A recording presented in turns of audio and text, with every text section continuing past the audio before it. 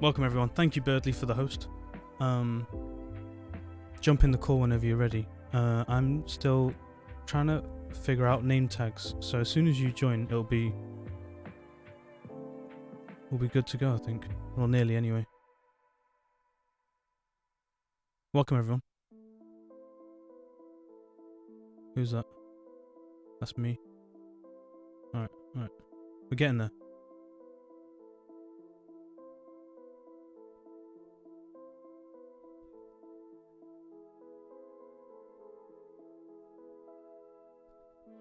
Maybe if I slide over this way. Is that better?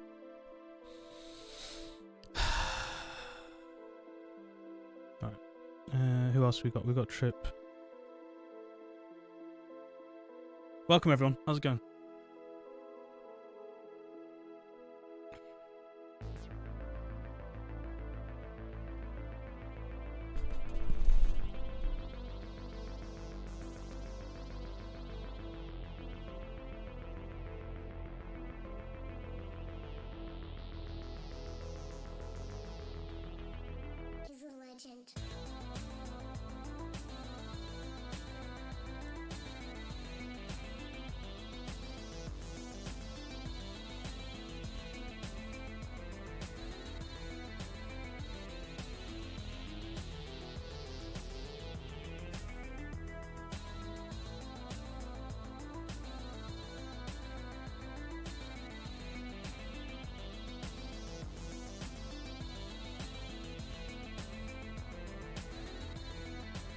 Hey J Money, how you doing?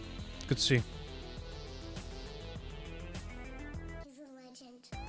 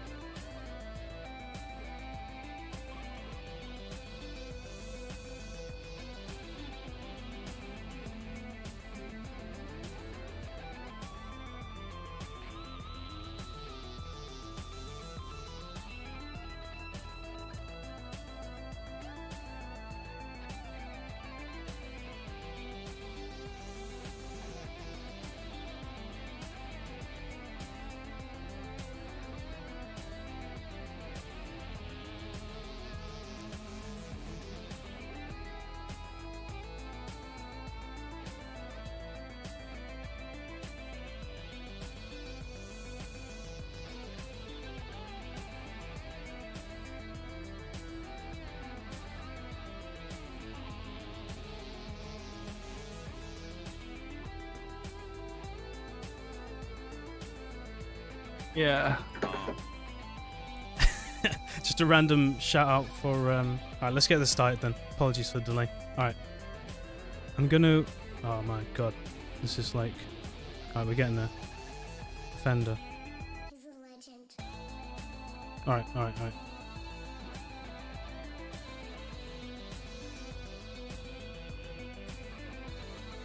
We're getting there. Apologies for the delay here, guys. We're getting there.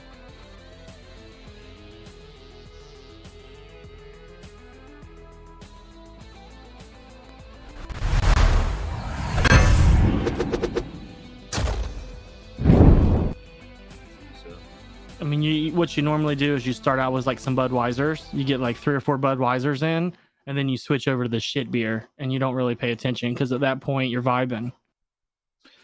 Or you just don't drink beer at all and you just start with hard liquor and get it over with.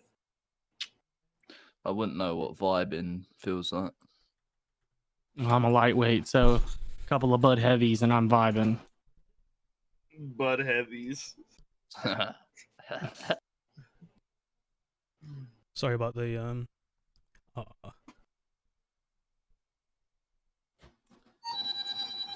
that's fucking. I prefer to just go like whiskey, to be honest.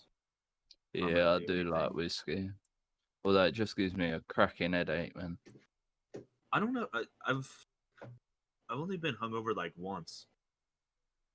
So like You've only drunk enough once, then. dude, I've drank so much. I'm, It's not okay. So I'm like, just gonna restart my Discord. Give me 2 secs. okay.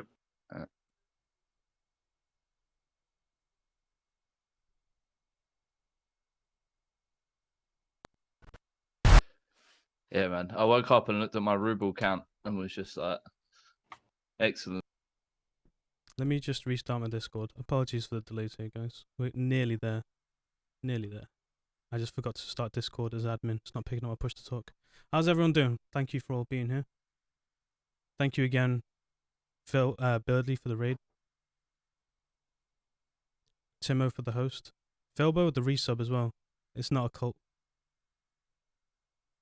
Alright, let me jump back in this call. See if we fixed it. Did we fix it? Fuck. I think we fixed it. How much did you drink? I don't even know. He kept going, boys, I'm thirsty, so we kept spamming the 500 channel point redemption for hydrate. That's what started it all in the first place. Oh, brilliant. Idiot spamming that like 20 times. Alright, we're good to go now, I think. Apologies for the delay. Thank you for being here. We've got name tags today, believe it or not, but to start off anyway, we're going to kick off with a quick introduction, if you don't mind. I'm going to start off as I see it on the screen here. If you could introduce yourselves. We'll start off with Birdley, and then we'll move around from there, if you don't mind. All right. Yeah. Hello. My name is Birdley. I'm from Norway, so my accent does not like fit these guys with the Queen's English. But I've been playing Tarkov for a little bit over a year, and I'm very, very happy to be part of this with all these bright-minded Tarkov players. Yeah, I'm looking forward for today. We have a lot of cool stuff to discuss. 100%. Me? Yeah, go. Offender from London. Been playing, 2 years? Tarkov. And yeah, just tend to go and die a lot, which is what happens when you go labs. Philbo? Alright, I'm Philbo from Northeast England. Been playing Tarkov for a year and a half now. Just under 1,800 hours. Looking forward to today's podcast. Lots of things to discuss, and yeah, the rest of these guys are awesome as well. So, Timo. Imagine not subbing to Iron Fist with Twitch Prime. I mean, I've just resubbed and get thank you, but you know, that's another topic. I'm Timo Redbeard. I've been streaming for just about to hit 5 months actually. Yeah, these boys are the best. Go fucking support them. Give them your subs. Give them your life. literally sign yourselves over to them. What's up? I'm Legit Arrow. I have like 3,000 hours in Tarkov. And I play a lot of labs. That's about it. And I'm Trip. I have just over 5,000 hours in Tarkov. Play a lot of squads. Don't play a lot of labs. Good shit. Thank you again for being here. It's been, I mean, although usually there's a 2-week gap, I think we've had enough to we've got enough fat to chew on today. And we'll try and keep it condensed. I know we did waffle on a bit much last week, and we went on for a good 4 or 5 hours. It was good fun though. I'm glad. All right, where do we start? We'll start with patch notes then, that we got in the podcast. Big ones I want to talk about, obviously. I mean, customs expansion and Scav Boss are probably the two big things. The main thing for me, honestly, is this new AI behavior. That's the one thing that I'm like super hyped for. Honestly, it's like, because there's so many question marks about it. They said scavs are going to be looting player gear and eating, drinking, surgery kitting. You know, it's just gonna. I feel it's gonna change a lot. Obviously, we'll see how it works. How if it actually pans out how they've planned it. You know, they're saying not going to sit out in the open and just stand around, you know, staring at the sky, whatnot. You know, we'll see. Anybody want to jump in with their first thoughts and opinions on patch notes, whether it is to do with AI or anything? Go ahead. I am so happy when I read the patch notes, and I was like so hyped. I think within about 20 minutes, I messaged you on Discord, and I was like, "Oh my god, these AI changes sound so good! I can't wait to see the changes get implemented properly, and how it's going to totally change gameplay on scavving in for sure. Plus, you're never going to know if it's a player scav or a normal scav when you're going on your PMC now. I cannot wait. The one that really got me was I love the fact that the AIs will be able to storm a player as a group if he's holding a position and attacking them. I think that's awesome. You imagine like 3 scavs just going, right, boys, he's over there and just coming at you. I think that's going to be really good. Agreed. Well, like I said, we'll see how it does pan out, but it's looking hopeful, honestly. Like, this is what we spoke about. I think Nikita must listen to this podcast. We were talking about more advanced AI, like comparing it to Armor 2, Armor 3, and how they move and flank and push. I'm just excited to see how they change it up, even if it's not like a huge change, just a change to what we're used to. Do you know what I mean? And a change, a break in a cycle, and having to relearn certain behavior. That all excites me. Having to learn new stuff, honestly, and coming across new challenges. Or are they supposed to be affecting raiders as well? Doesn't say really, it just says Yeah. AI. So potentially, yes. Yo, man, 3 SA-58 raiders trying to push you. That's gonna be scary as hell. Well, the Raiders already kind of do group push, don't they? Dude, the raiders are They- their they- AI is pretty bad. They just conga line. Until It's not, you do surgery. When you Yeah. do surgery, then they push. Yeah, their AI is not that good. it- I mean, but if they do this to them, bro, they're gonna. we've always I seen think it'd be tweets. Yeah, go on. Sorry. Sorry, I think it'd be awesome if they would have really like made the broken English something as part of the scav AI, so you know what they're saying. You know, if they're saying like push to the right or push to the left, you know what I mean? You can kind of play it out and try to counter it versus hearing a bunch of shit that you don't understand, and then all of a sudden people are everywhere. I think even if we had broken English, though, when you think about USEC 2 voices, they don't really give you much information. It's just, Right. where are you? He's over there. Yeah, exactly. I was thinking of some really, really awesome scenarios that might come out of these changes. And one of the big ones is that I often, like on reserve specifically, I find myself being on top of White Knight roof and killing players on top of Hermetic Bunker, like through the trees and stuff. And it's just thinking about like you're on top of White Knight, you drop a geared player over on Hermetic, and then it takes you a while to rotate around and make sure that you're not going to get shot in the back or anything as you're clearing the areas. By the time you get there, the guy's been looted, and you're like, oh shit, and then suddenly there's like this fully decked out scav that's wandered over this PMC's body, going, oh loot, like scoops it all up, and he's suddenly like launching on you with a DTMDR with M61 rounds or something. He's like, how cool would that be? It's gonna be awesome. The one that I keep saying is imagine Killer with a M61 juice cannon. Imagine Kill with an Ash 12. Bruh. I don't know. Like I said, I can't wait to see how it actually pans out. Whether it's literally, they might just like grab a gun and never use it. Who knows? Do you know what I mean? I'm thinking it might be down that route, that they might just pick stuff up. Not that they're actually gonna, whip out a jailbreak M4 if they see one on the ground. I don't know. It'll be nice though. I don't know. It's just weird. Can we talk insurance for a moment? Sure. Like, if you die to a scav, he picks up your gear, and then no one kills that scav, and he sits out the rest of the raid and has your gear on him, do we get it back in insurance? I mean, this is purely speculation. There's no information, but what do you think is going to happen? Yeah. I would like to Doesn't he go think yes. AWOL? I the way I think about it is that if it stays in that raid, you get it back. So if a Yeah. player gets it out Yeah. or player scav gets it out, then you've lost it. But if it's somewhere in that raid, if it's been put in a container, if it's a scav that's grabbed it, do you know what I mean? If it stays in that raid, I'd like to think you get it back, but who knows? Yeah, just don't bring any gear. Easy. Fixes that problem. Most DJ, people dude. don't. I know. Works for some. Speed DJ, bring in a AS Val and level 4 armor. Nobody wants it anyway. True, can't go wrong. I'm just going to quickly shoot in there that I just got off from a 7-hour session, so I'm going to be running a little bit back and forth. I have some food on the way. All good. No, it's fine. Yeah. All right.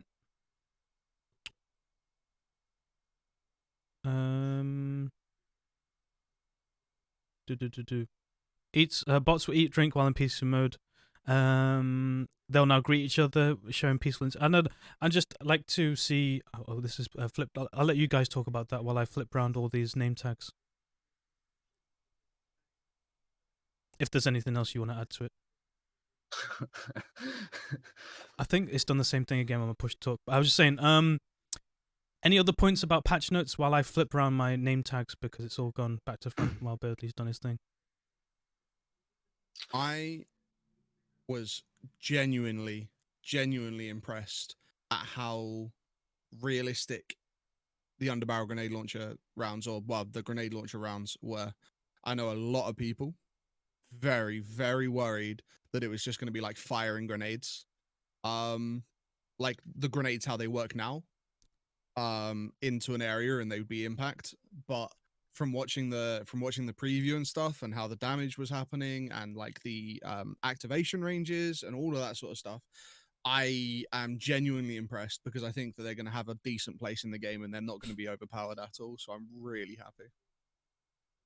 They were talking about how it was meant to be like an action to go from one stance to another stance, and then to be able to fire it.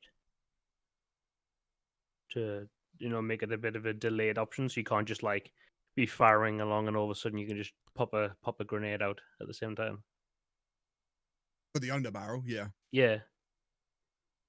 Oh right, you can't just flip to it. Nah, it's about you gotta. I don't know Well, how you it's, would it's implement. it's because it'll be an animation. It might tie into the fire mode switch. You know how you switch from single fire to full auto. If you have an underbarrel grenade launcher, there'll probably be a third option, which is the grenade launcher, and there'll be there should be an animation involved with it because you have to move your firing hand off of the pistol grip of your rifle and onto the pistol grip of the grenade launcher, like to do it. So there should be an animation involved. I'm still, although I like the look of it, I'm still slightly skeptical, honestly. Like, Same. Just watching him walk around factory, vaguely shooting in the general direction of a scav and it just getting melted. Do you know what I mean? Everyone's talking about them balancing it with the price and availability of it, but that doesn't balance the stuff. Do you know what I mean? Price of stuff doesn't balance stuff in Tarkov because people can farm money. Do you know what I mean? That I even if it's rare as well, you think about rare items at the minute, because of the flea market, they're not. It doesn't become rare. Do you know what I mean? It might not be everyone's using them constantly, but I don't know how you guys feel about that and seeing how it works. I know the splash damage and AoE of them wasn't huge, and you had to be fairly accurate, and there's obviously a charging range and stuff like that, but seeing it, I was obviously we'll see how it plays out, but for me that was scary. Yeah, they were saying that it's not going to have. They're not going to be as powerful as say Vogs, and it's going to have a short detonation or detonation on impact, and it's got a chance to still be inaccurate. I don't know. But it's again, we just all speculate until it comes out and we understand how it properly works. We'll see. What's your guesses then? How are we coming about grenade launchers? Is it going to be a found and raid only item? Is it going to be a barter trade? Is it going to be on Scav Boss? What's the I think it's speculation? going to be found and raid only, maybe Scav Boss, but Yeah, I think there's going to be a barter for it, but I don't think it'll be a cheap barter. I don't know. I think it's going to be busted.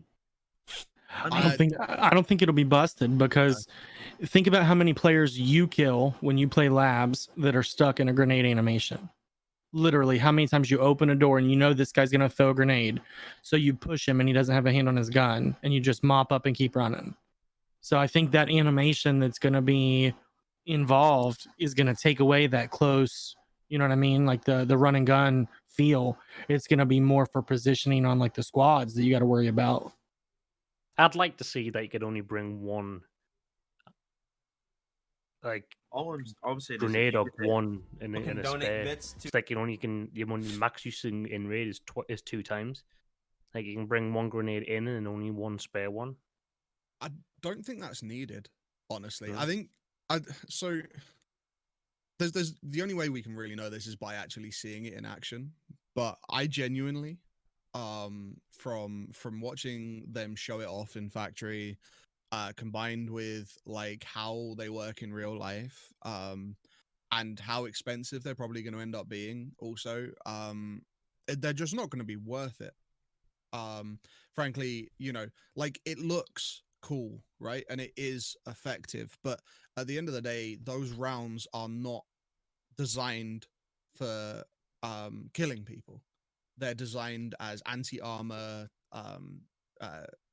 rounds for like light tanks and stuff. They're designed to deal damage to people inside of a vehicle.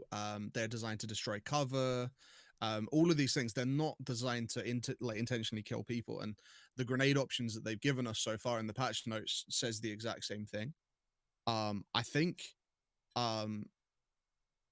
there's a massive trade-off to them, and even there will be with the underbarrels when they come in, but especially with the GL40. If you have a GL40 in your hands and someone pushes your location, you are screwed, because you need a 10-meter arm range unless you've already preloaded one of the buckshot rounds, and it's got the travel time on them is gonna screw you over as well, because someone can come around the corner and put 8 rounds of 995 into your head before that grenade has reached its 10-meter arming distance and exploded.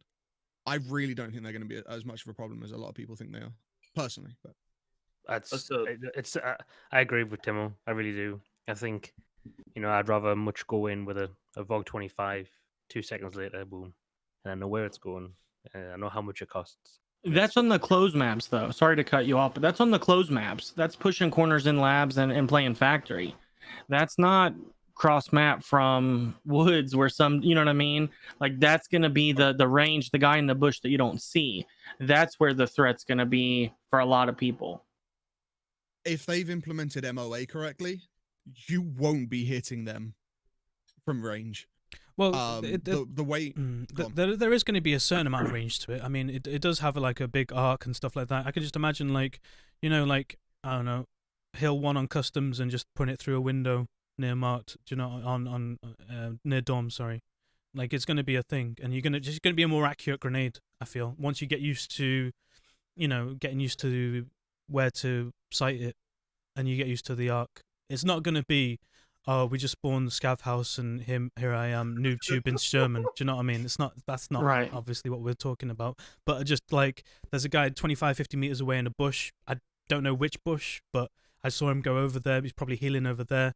Let me plump one over there and see what happens. Do you know what I mean?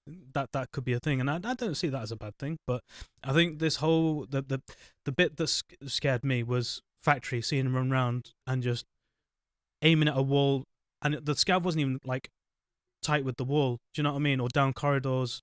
It was just I don't know. He obviously there's splash damage with grenades, and that's how it works. But he wasn't even aiming at the people, and he was just like hitting the ceiling above him, and it was just like I could see that you could clear Factory, and what I'm saying is you clear Factory just by shooting at all the spawns. It feels like.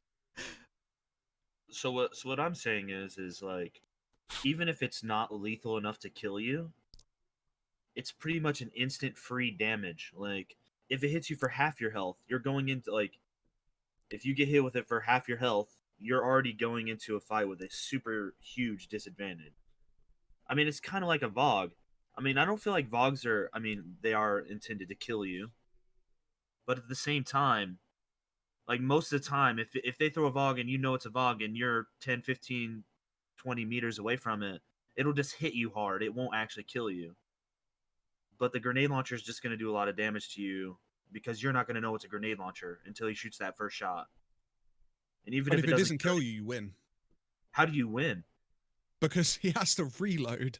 I Or mean, just if you're, switch if you're to playing a switch to his corner, main. If you're playing a corner and he knows you're there and you know he's there, and he just shoots the noob tube while you're not peeked, and he just It won't. No, it won't. No. So, and I hate to, I hate to be this I think it's gonna be controversial, busted, but it personally. I think won't. It won't hurt that much if you're okay. I mean, to take for example, like the thing is that I think the bit that Iron is referencing to is on the office floor of Factory, and the scav is. I'll on the give you an corner. example then. What I'm thinking in my head. Yeah. Let's forget Factory. No, Imagine I'll tell you my example after. all right. Imagine you're pushing in labs. You're pushing the headshot box and kill hall, the big cardboard box, right? Mhm. That freezer fight happens nearly every labs fight if you're in a long labs fight, right? And you're waiting for the person to peek, and you throw a nade over. They push back to the thing.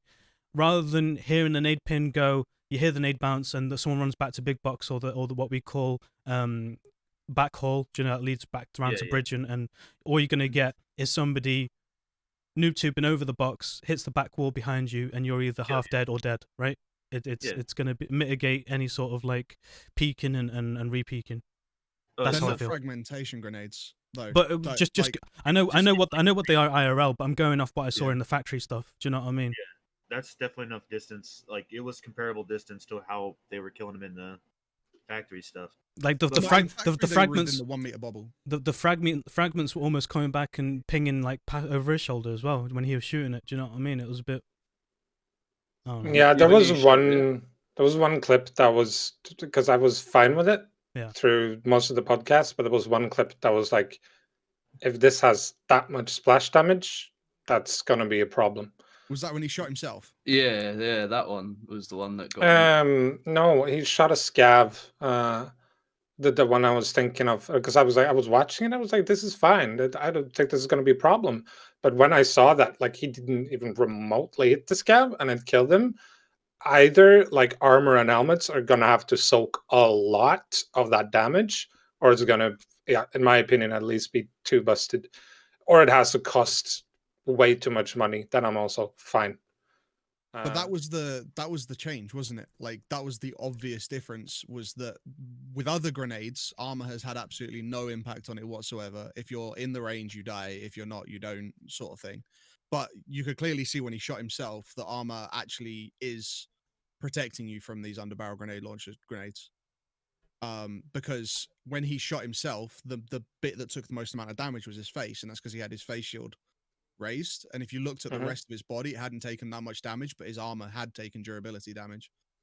Yeah, but then I mean, then I'd be more fine with it. But Yeah. if this has the even if it has the chance to kill someone, I think that's too strong. I don't think it should be able to kill anyone. Either Even way, if you get yeah. impacted with it, I don't think it should kill you. To be honest. Either way, like I said, I'm not one usually to complain about It's- stuff before it's here. We'll see how it works out. It was just a fun little. I like to speculate. I ain't playing Call of Duty. Another thing that speculate scaring some people. 366 AP. I can't wait for it. Honestly, I really can't. Like budget labs runner. Yeah, man. The hype, I can't wait. the squirrel gun I is don't going to know. be OP. It'll just be a new gun for a new meta. Whether it is like everybody's going to be running it, or whether it's just something that some people would. I think people who are into AKMs are going to be like hyped about this, and that's why I'm hyped about it, because I've been all over AKM BP this wipe. I've been Same. loving it. You know, what go on. kind of scares me about it though? Go on. Is it's a subsonic round. Is Okay. it? It is 366 TKM is subsonic, which means combined with a suppressor, you're not going to hear it from 20 meters away True. Yeah. at all. And so if someone's got the ability, like we don't know what the pen values are on it yet, but if it's got a serious pen value on it, It's 40. and They've already said. have they said it's 40? It's 40. It's 40 pen, 92 damage. Hell yeah. 92 92 damage. damage. So much for having 5 more thorax. It's points. literally better than Ash 12 ammo. PS12B. It's better than it. Where did they release that? He said it on a podcast. 100%. I'm pretty sure. 1 second. I know it's. I was watching something and Nikita said it was 40 pen, 92 damage. Well, that could have been just him also like saying Could've that you know, he also said that what's his name? Sanita's gonna have 4,000 head points. He So- might actually though. You know. I mean, Either way, it's gonna be fun. I'm not sure about the numbers. I think that was just him. it could have been. It could have been definitely of him. Like the time when he's talking about the new helmet. It's a level 8 tank helmet, like anti-tank round helmet. But Yeah. They were. Go They on. were also talking about an armor on the podcast and like the reason why they wouldn't add it to the game. Apparently, there's armor IRL that will literally stop like almost. Yeah, so like IRL, there is plenty of like above class 6 armor basically, like armor piercing, like to prevent penetration, and it can take a lot of damage obviously, and it's just like almost walking around in a bomb disposal outfit, which isn't armor pen, like stop armor pen, but you know what I mean, being a tank, a walking tank. And he was saying they've got no interest in adding that kind of stuff to the game. It's basically a sponge. That's what I was told by Yeah. guy on stream. So it just like it stops or absorbs the spinning of the bullet, and Yeah. it will absorb it like a sponge. And you will of course get hurt, but it's never going to penetrate the armor. Yeah, that was mentioned because people were talking about what about this armor, because people were mentioning, I don't know what the actual name was. People were actually listing the actual name, and then why aren't you adding this armor, or are you going to be adding this armor? And he was like, no, we've got no interest. Probably we might see another tier, but like around this tier 6 is the highest armor, anti-armor stuff that we're going to be seeing. So although we're always talking about longer gunfights and feeling like a tank, I think that obviously there is a cutoff. I feel so, you know. Yeah, I'm not into somebody exorbitant 20 shots and just looking at you like you stupid. Bro, just leg meta arrow. It's True, bring a true. Keter, man. It's so No, easy. man, that armor just protects your legs too. It's literally, it's like I think- that. It's like the armor in Rust. You know, the full metal. You just walk around like nothing's wrong. I think that that 5-point difference on thorax is going to make fights so much longer. I actually think it's going to lengthen fights by a very significant amount, even though it's only 5 points of health. That's the best thing they've ever done. Yeah, I've never been yeah. so stoked for a patch notes. It's 100%. so good. I hope it's good. I hope it's good. Hope. I can't see anything bad about these patch notes. Honestly, kind of. There's The no- only go thing, on. the only thing that I think sucks with it is bolt action.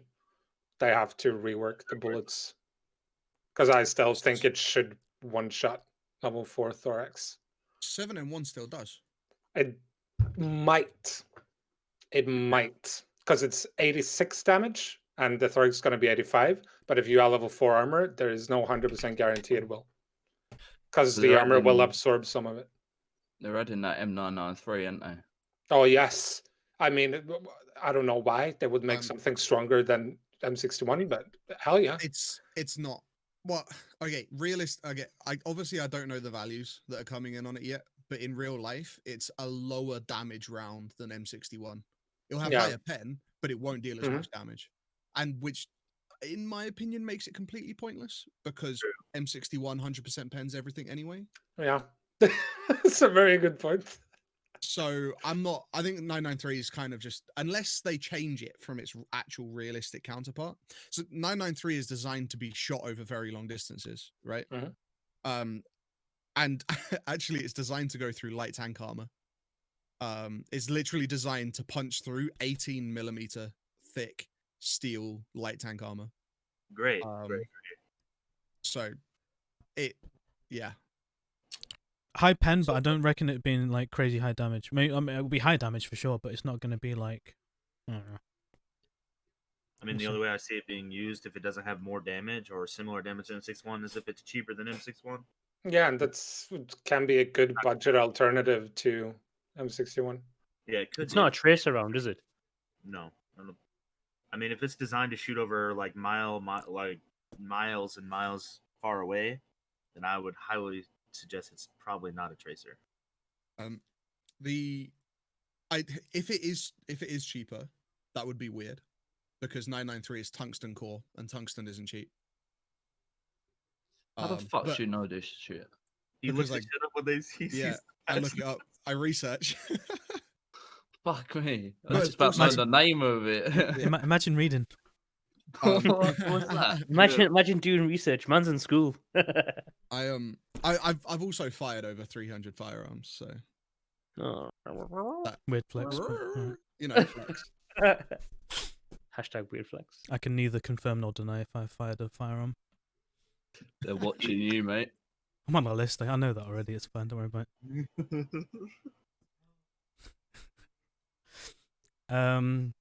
7 and 31 though. That's What, scary. the The 9 9 mil? mil. In Yeah. 9 mil. Ooh. That's higher pen than 6.3. That Significantly higher.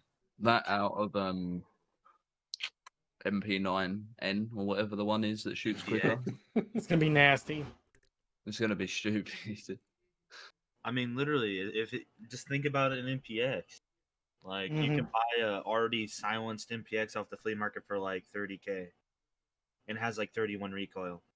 I think with yeah, we'll see. And like I said, balancing with the price isn't always a thing because just look at like Val.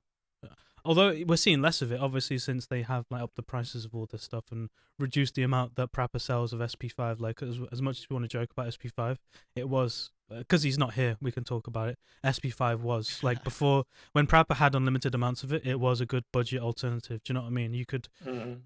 It might not kill in one bullet, but you could mag dump like 3 or 4 mags and at least put a dent in someone.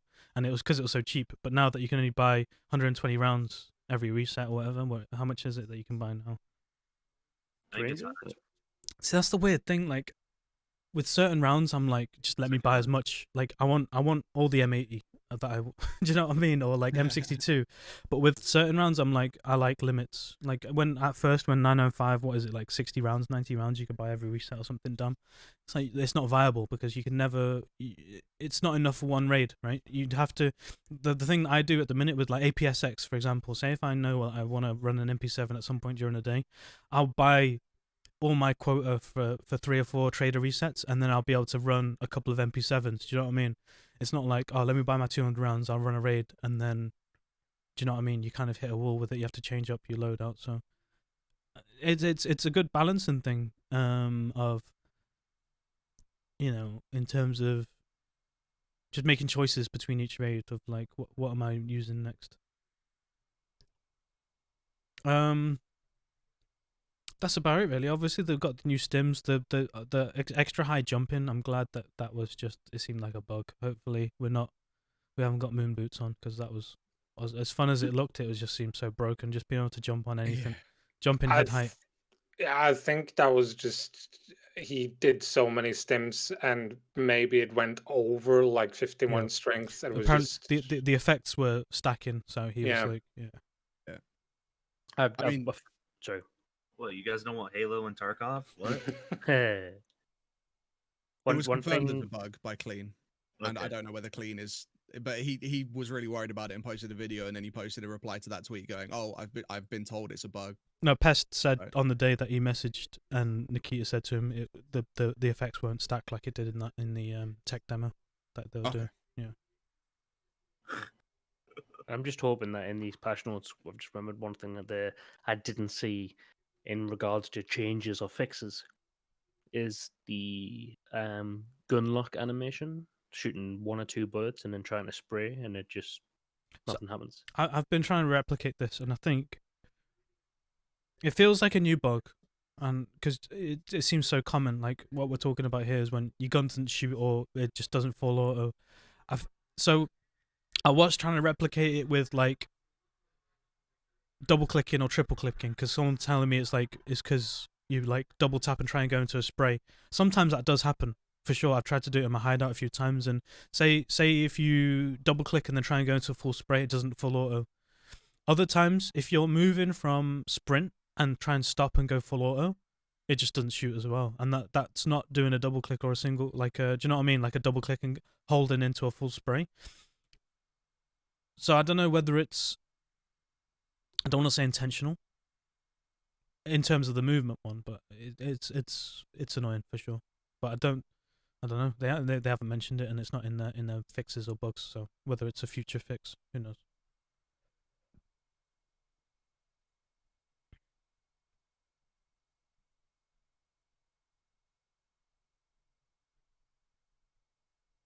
I'm really interested to see what the strength and endurance changes really impact, because obviously the patch notes kind of make for confusing reading, but In what way? because it basically says rework of the strength skill. Yep. Increase all weight limits, Yep. increase the speed of the sprint, increase the jump height, increase the strength of the grenade throw, Mhm. and increase the strength of melee attack, So which are the things that it does Yeah. anyway. But I might just be overly confusing myself, but it seems like they're saying that the rework is going to increase their effects. No. So they're just relisting the effects because the elite skill changes now. Because the elite skill previously, it doesn't take into account your bag weight, right? Currently. Mhm. Now it's going to be, does not take into account weapons on sling and the back now. That's a new addition. So I think because they did the elite skills for the surgery skill or whatever it was, what's it called? Yes, surgery skill. Because they listed the elite skill and all the skills, like the effects of the leveling it up, I think that's why, because they've changed that elite skill, I think they just felt the need to relist all the other stuff. Do you know what I mean? I don't think them saying increase all weight limits means they're going to change the weight limits. That's Okay. how I read it. Anyway, I don't know. I could be wrong.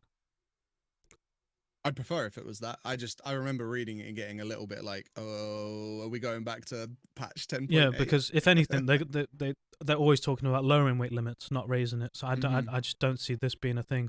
Why raise it all of a sudden and then bring it back down? It's just too. Like I get the point of like changes and relearning metas and stuff like that, but for it to go up and down like that, I just see that as backwards. So I don't see that being a thing. Hopefully, I could be wrong.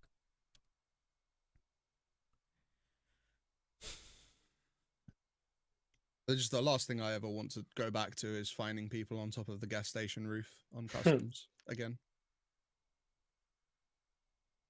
Because you'd end up spending 15 minutes trying to get to the loot after you've killed them. Hmm. If you even could, which you'd needed like 30 strength to do back then. But What was everyone's most excited? What was everyone's most excited thing about the patch note fixes? I know this sounds ridiculous. It sounds a bit silly, but you know when you sell stuff to a trader, and you accidentally click, like you're selling loads of stuff and you've accidentally clicked one thing and it's on the right hand side and you've got to go down on the scroll bar and you've got to scroll along to unclick it. They're finally fixing the scroll bar It doesn't exist anymore. They're removing it, so you can now don't have to scroll anymore. It's the same for the bags. You know, when you wear a blackjack, not blackjack, raid backpack. Yeah. You know how you got that extra little bit of scroll. That's going to be gone as well. UI fixes are nothing for me because I'm in ultra wide. Every fix they do Oh, anyway here we go. just breaks it twice. It's horrible. Out of curiosity, though, Ian, do you actually still have that scroll bar in ultra wide? Yeah, the blackjack one. I You have to scroll to the Yeah, left yeah. and down as well. Yeah. Huh. It just squashes it like this, and then I've Yeah. got an extra scroll bar, and then like 4 dead inches of screen on the side that has nothing. It's like, all right, thanks for that, mate. Yeah, that's weird. I would have thought you wouldn't have had it. It's at like all. being able to see, you know, when I've got the Woods UI on the main menu, I can see the end of the branch on the Yeah, right you hand see side. the end of the branch. Like when it first came out, I was like, what's this floating olive branch in the middle of my screen? And then I saw other people, it's like a very like immersive like branch across the top, but I can see the end of the branch on the top right of my screen. It was a floating olive branch in the top of my screen. Nice. All right. Immersion broken. but- Yeah, go on. Yeah, no, to just answer Phil's question about the favorite is like the thorax change for me is it's a dream come true. Like that an APS-6 bullet can kill me in 0.3 seconds with a slick armor is the most disgusting thing ever. So, because I don't know, I guess it comes a little bit with how you play as well, but you move fast and you have high tier armor and helmet, like a lot of times it's the time like you get hit, but you know that if you have that extra 0.1 second to react, you can actually 180 and kill him. And having that extra time, I think is going to be super nice.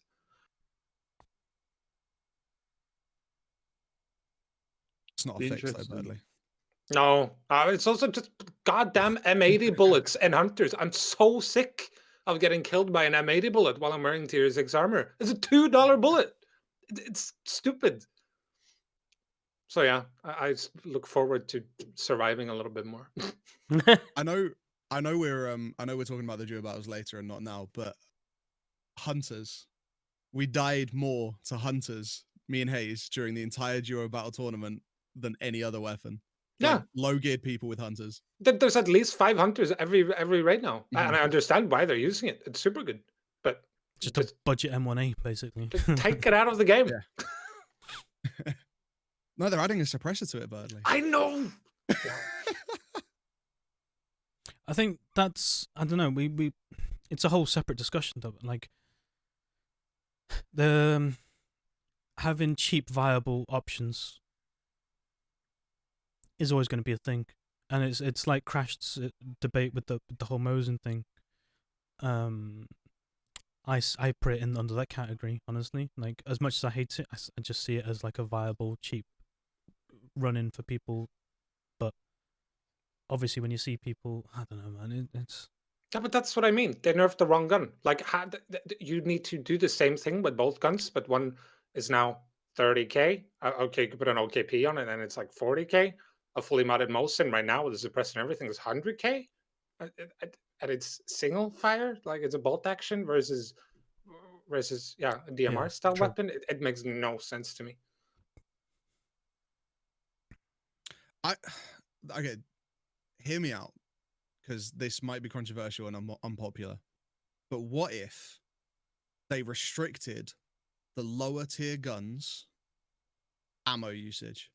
So, for example, the Vepr Hunter could only use like TPZ, BPZ. That's what I want. and stuff Yes, like that. yes, I'd love it. I absolutely love it.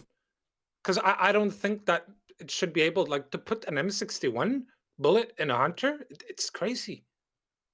Like, there is no reason to run any other gun at the moment. So I get why people do it. So are you suggesting like 995 won't be able to be into an 8R? Well, no, I think- 995 sucks at the moment, so I don't have Yeah. that. Go ahead. It's not a problem. yeah. But Like, I feel like I don't know. I like 8Rs a lot. I don't know. I don't know. Have you- yeah, it's a good idea, but I don't know. It's just Me Yeah. personally, just my kind of 2 cents, I guess. Have you guys ever, or more so a question, have you guys ever started mid wipe? Do you guys have a spare account, the ability to start level 1 on an alt account today and see what that's like? Because Yeah. if you've ever done that, you understand why those guns, why we hate them when we're geared, but you understand how crucial they are to progress through this game for a mid-wipe player. We're just progressed past that, and we're never going to win that fight. But for anyone that starts today, they only have one option to take us down when we're running in full Chad, and that's the Mosin or the Vepr Hunter. It's just the nature of us progressing faster than they do. I get what you're saying, Trip, but I kind of disagree. And the reason that I kind of disagree is because I die a lot to 762 PS, 545 BT when I'm wearing a tactech and an alt-in, to someone catching me off guard, maybe hearing me and getting into an ambush location and just peppering my arm and stomach full of bullets to the point where I die of flesh damage before I can even do anything. That I don't think that the Hunter and the Mosin are the only options. I just think that players that are joining mid-wipe need to play to their advantages, and that is to be unexpected and to catch people by surprise. Sure. Yeah, I mean, it's like, I smacked a kid yesterday on a scav run with the 366, and I took his lunch money. I came out with an airframe, a slick, M4 with all the bells and whistles, and I was a scab with the 366. So it happens, and we all know it does. But I don't know. I think the guns have to be there. Those early guns have to be there to balance it out, or else the game is just going to be busted, and there's never going to be revolving players, which is what this game has to have in order to stay alive. It has to have those revolving players. yeah, I agree with a lot of what you say, Trip, but it's also like if you like I started last swipe, I reset my account like I don't think Yarrow did as well, like six, 7 times. And also played like a lot of hardcore. And in hardcore, you don't have a choice. You use what you get. And it's just that I think a lot of people just it's a game about surviving and you've got to play the hand you're dealt. So there is no reason if you have, I don't know, if you can afford a TT, why would you run into a 5-man on purpose and try to kill them? It's like a lot of times it's your best choice is to just survive. Um, I might be like ignoring that people say that, no, but the 5-man ran into me. And sure, that also happens. But at the same time, I think I think you can kill any geared player with almost anything in this game if you just do it the right way. To Yeah, go on. kind of add really quickly, just one last little point also. You know, a lot of people are saying that these guns needed and are needed to be here for new players, but I've got to be entirely honest with you. The amount of times that I've died to a hunter and the level of the player has been in the high 50s, and they're there naked with like maybe a nappy or a packer with a Vepr hunter with M61 and nothing else. I don't like the low tier players like with Vepr hunters. I don't find them ever. It's all the high level guys running Vepr hunters and like cheap gear, and just they're not even, you know, you'd almost say, oh, it's a 0 to hero run, but it's not. Because they just know it's the most efficient way to play. Do you know? Yeah. So yesterday, was it yesterday? Day before yesterday, I forget now. I was money running reserve, like just basically running marked and tech room and then dipping out. Right. Aero jumped in for a few as well, and then we're running into players, and he was like, "I'm spending more money on ammo than I'm making back because we're fighting players. Like, if you stay passive and loot stuff, you make money, but as soon as you get into a gunfight, you just say goodbye to a $250,000 and then hope that you find some graphics cards or something to make up for it. It's weird because the loot off the players was like MP5, MPXs. There was 1 or 2 juiced guys, but it wasn't like, it was weird. I don't know. It's just like any you people who like strive for PvP and stuff like that. Like, I don't want to like. I'm not saying there's like a rat meta at the minute, but it just feels like if you're PvPing, it's not going to be beneficial. 100%. So. But this is what, like, I talked a little bit about this the other day, but that's like, these are symptoms of an economy that is not sustainable for a majority of the player base. and that's why like it's it's just a symptom. Like people will play more ratty. They will like use the most budget versions. It's like I think that when people resort to hunters in level 50 plus, it's a symptom of things not being where they should Yeah. be.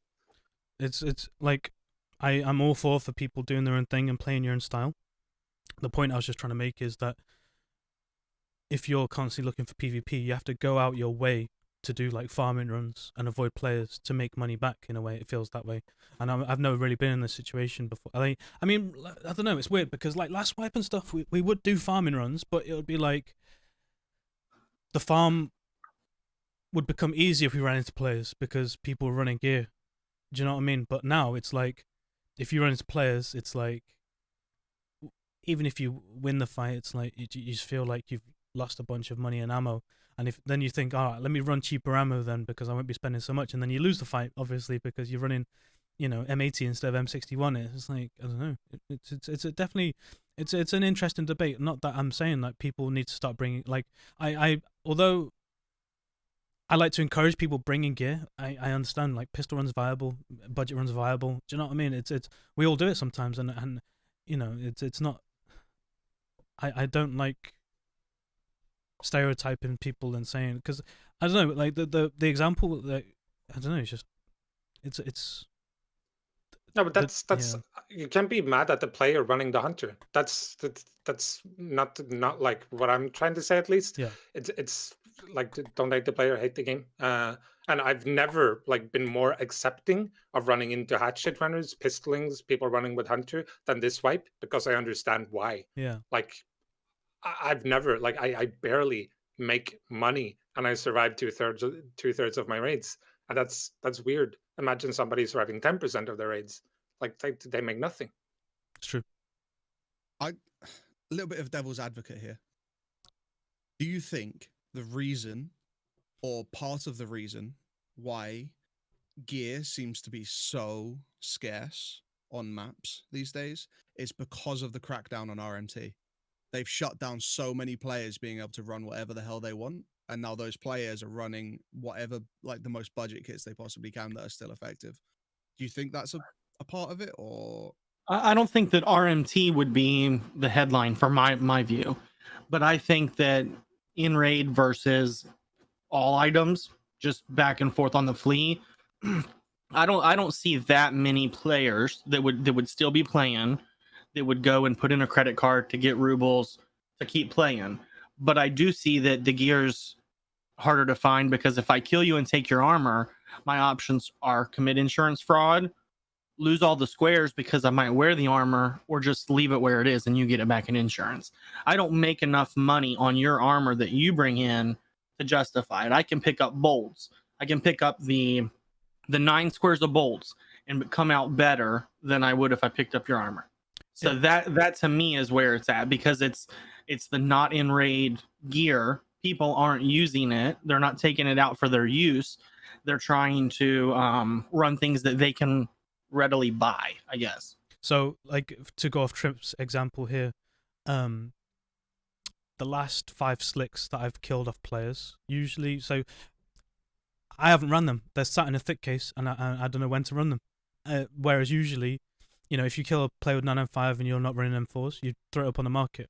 Same with like armors I don't use, defender armor, Gen 4, stuff like that. It's just getting vended. Do you know what I mean?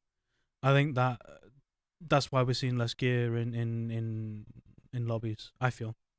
I could be I wrong. used to run slicks all the time, and I used to like slick BlackRock, kind of like that was my setup.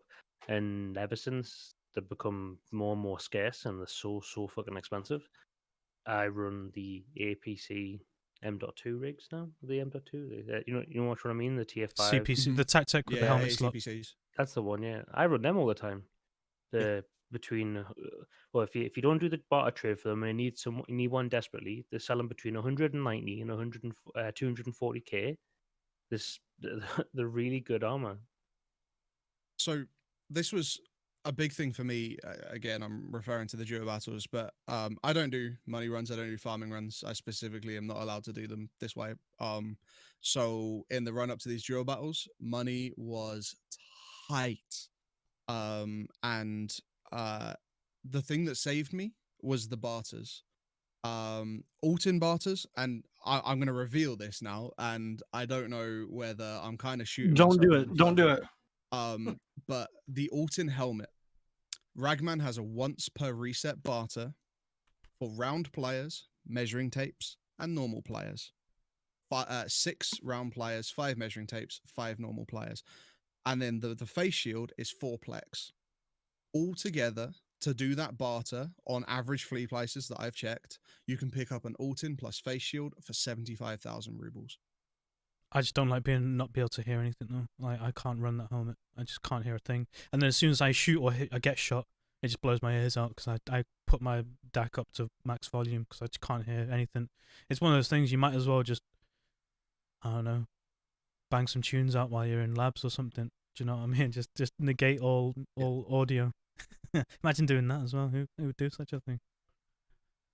But then, in addition, Tactex and AACPCs, the barters for them. I could pick up 3 Tactex per reset at around about 100 to 120k per, versus the 200k that they are on the flea market. AACPCs at about 140k, 150k. Just doing the barters. Like I doubled the amount of gear that I had in preparation for the duo battles just by running barters. And that's a huge thing. But it also means that like armor loses its value as well, especially with not being able to sell it, right? You know, you pick up other people's armor, especially if they're wearing an armored rig, because you can store more loot in it, right?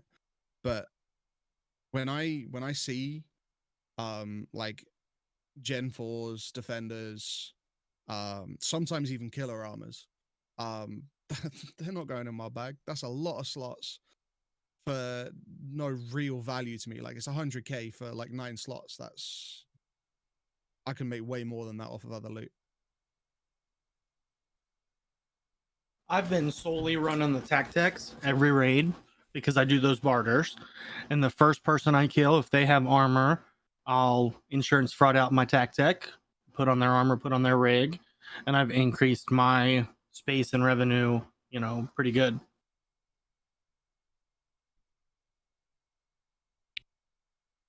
Yeah, that's all I do. Run a rig, swap it out for someone else's, insurance fraud it. Because at the end of the day, if you put an armor in your bag, you're only going to sell it to a vendor, and they're not actually that profitable for the size and weight of them and things like that. Do you know, like over the space of the last kind of like half an hour, there's been quite a number of people in the chat who have said like, "Oh, this patch is really difficult for making money." It's, you know, someone said they mentioned about how you're shooting all that bullets and you spend all that money and then you're not making much back in comparison, etc., etc. And again, controversial and popular opinion, but is it? Do you not look at maybe that's your play style then? You know, maybe it's the way that you're playing the game that's making you not get money. You know, I'm not talking about ratting here. I don't rat. You know, but if I need to focus on money runs, I'll focus on money runs, and I'll still go in with my AAPC, and I might run, I might run a VSS and whatnot. But I think the I'll thing is though, like, Not even ratting though. Like yeah, we're not like I we're think not. I mean, we're playing slower than we usually are. It's the fact that oh we're no, running. I wasn't like aiming at, Yeah, at I you know guys what in you- general. I Just know saying, I'm just saying if I want to go in, well, Ian's bear witness to it. If I want to go in and make money, I'll just focus on the making the money kind of thing, you know. And I've got money, and you know I've been dropping loot for you guys. It is boosting, by the way. possible to do it. Oh. Oh no, I've been finding it and just you know I did it for you yesterday. You know I found stuff and just dropped it for you. But, it's about having that mindset. I mean, it's not the fact that it's the fact that like I'm running around and I'm dying to a player that makes 0 sound. You have no idea he's there. There's no way you know he's there, and you're looting. You're just trying to find money, and then you just get shot in the ass because the guy's just sitting in a bathroom, not making any sound. The second you run past his door, he lean peeks the door and just shoots you in the ass. I think Like- like Sounds familiar. yeah, like me and Aero are kind of in like a similar spot last couple of days where it's like I think it's like a personal burnout thing, honestly. Like last wipe, even if we like stream for 8 hours a day, as soon as the stream ended, would jump in a Discord call and would go farm for another 8 hours on top, right? True. Yeah. But right now, it's like we stream for 8 hours and we're like, I can't even bear to look at Tarkov right now, honestly, just Fuck, I because stream for 3 hours and I Yeah. can't bear to look at. I think Tarkov that's it's just like, although Philbo, you've got like these dedicated money runs that you do, it's doable for sure. You know what I mean? Not just for like experienced players. Everyone, it's doable. Like, but I think it's literally just like the motivation to do dedicated money for me personally is really tough. Honestly, like I prefer to go down the route of like attempting to money. mix it up, and even if I'm on a loot run, quote unquote, I'll chase down a gunfight and die. That's the issue at the minute. Do you know what I mean? It's like, Yeah, but yeah, I don't see Maybe it it's just as an having that. issue. Sorry. That shouldn't be an issue. At the end of the day, it's a game. Just fucking have fun with it. Yeah. Don't worry about your rubles. Don't worry about anything. Just go have fun. Play how you want to play. Play the maps you want to play. It's.